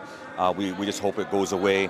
We want to see everybody have a place like Canada so that we can all live in peace. And this is such a diverse community here in Winnipeg. They're expecting 3,500 people at a time for prayers here at the Assiniboia Downs. This is the largest prayer services. There are 4 today. There's one coming up at 9 o'clock, then at 10:45, a 4th at 12:15, and then one in French at the Centre Culturel Franco-Manitobain. That's starting at 9:30. But most people here that I've been speaking to are saying they're just happy to see everyone in the community coming together on a day such as today. Reporting live, Megan Ketchison, CBC News. Thank you, Megan. The CBC's Megan Ketchison reporting from Assiniboia Downs at the Eid al-Fitr event. Brandon's mayor has a message for visitors to the upcoming Royal Manitoba Winter Fair. Get the measles vaccine. Jess Fawcett says the city isn't a measles hotspot, but Southern Health is concerned the agricultural event could see a further spread of the illness. The number of measles cases spiked after Brandon's Ag Days in January. Fawcett hopes the tens of thousands of visitors expected at the Keystone Centre will heed provincial health guidelines. During Ag Days, there was some. People brought some in from other locations. Please be responsible. Please look through Manitoba Public Health. Go to their websites. Follow their guidelines. If you can be vaccinated, please be vaccinated. Fawcett says he'll be at the fair every day of the event. The Royal Manitoba Winter Fair takes place March 30th to April 4th. I've been homeless about 2 years. I don't have a home right now.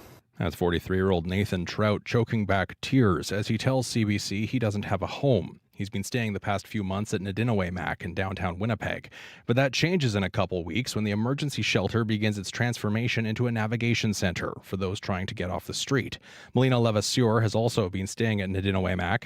She says the shelter at 190 Disraeli has felt like a family. Very important. It's just like me being in there. It's like me building myself back up, making a new road, and yeah, healthy again.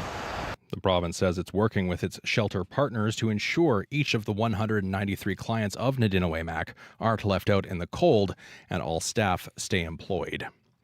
As you've been hearing, Manitoba Hydro is getting close to what it asked for in terms of electricity rate hikes. Rates went up this year by 4%. They'll go up by another 3.5% next year, and then rates go up by 3% in 2028, working out to a nearly 11% increase over 3 years. Katrine DeLay is a lawyer representing low-income customers. She says her clients will be affected by the increases. They recommended lower rate increases than what Hydro was seeking, mostly due to the need for Hydro to make hard choices, especially in the face of drought, rather than asking directly to ratepayers for rate increases. Hydro says it needs the rate hikes to deal with drought conditions and for repairs on its main transmission lines.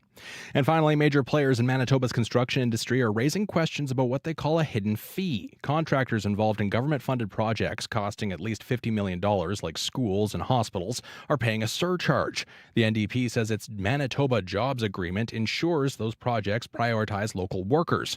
Ron Hambley is president of the Winnipeg Construction Association. He says the 85 cents per worker per hour is significant. Frankly, we're quite surprised to see it in the first place. And we've maintained our ability to question what exactly it's going to be used for. And, you know, if the minister indicates it's for training, that's the first we've heard of that. It is a very substantial amount of money when totaled up. The fee will go to the Union Coalition Manitoba Building Trades, which says it's common practice on major infrastructure. The construction industry wants the Auditor General to investigate the fee.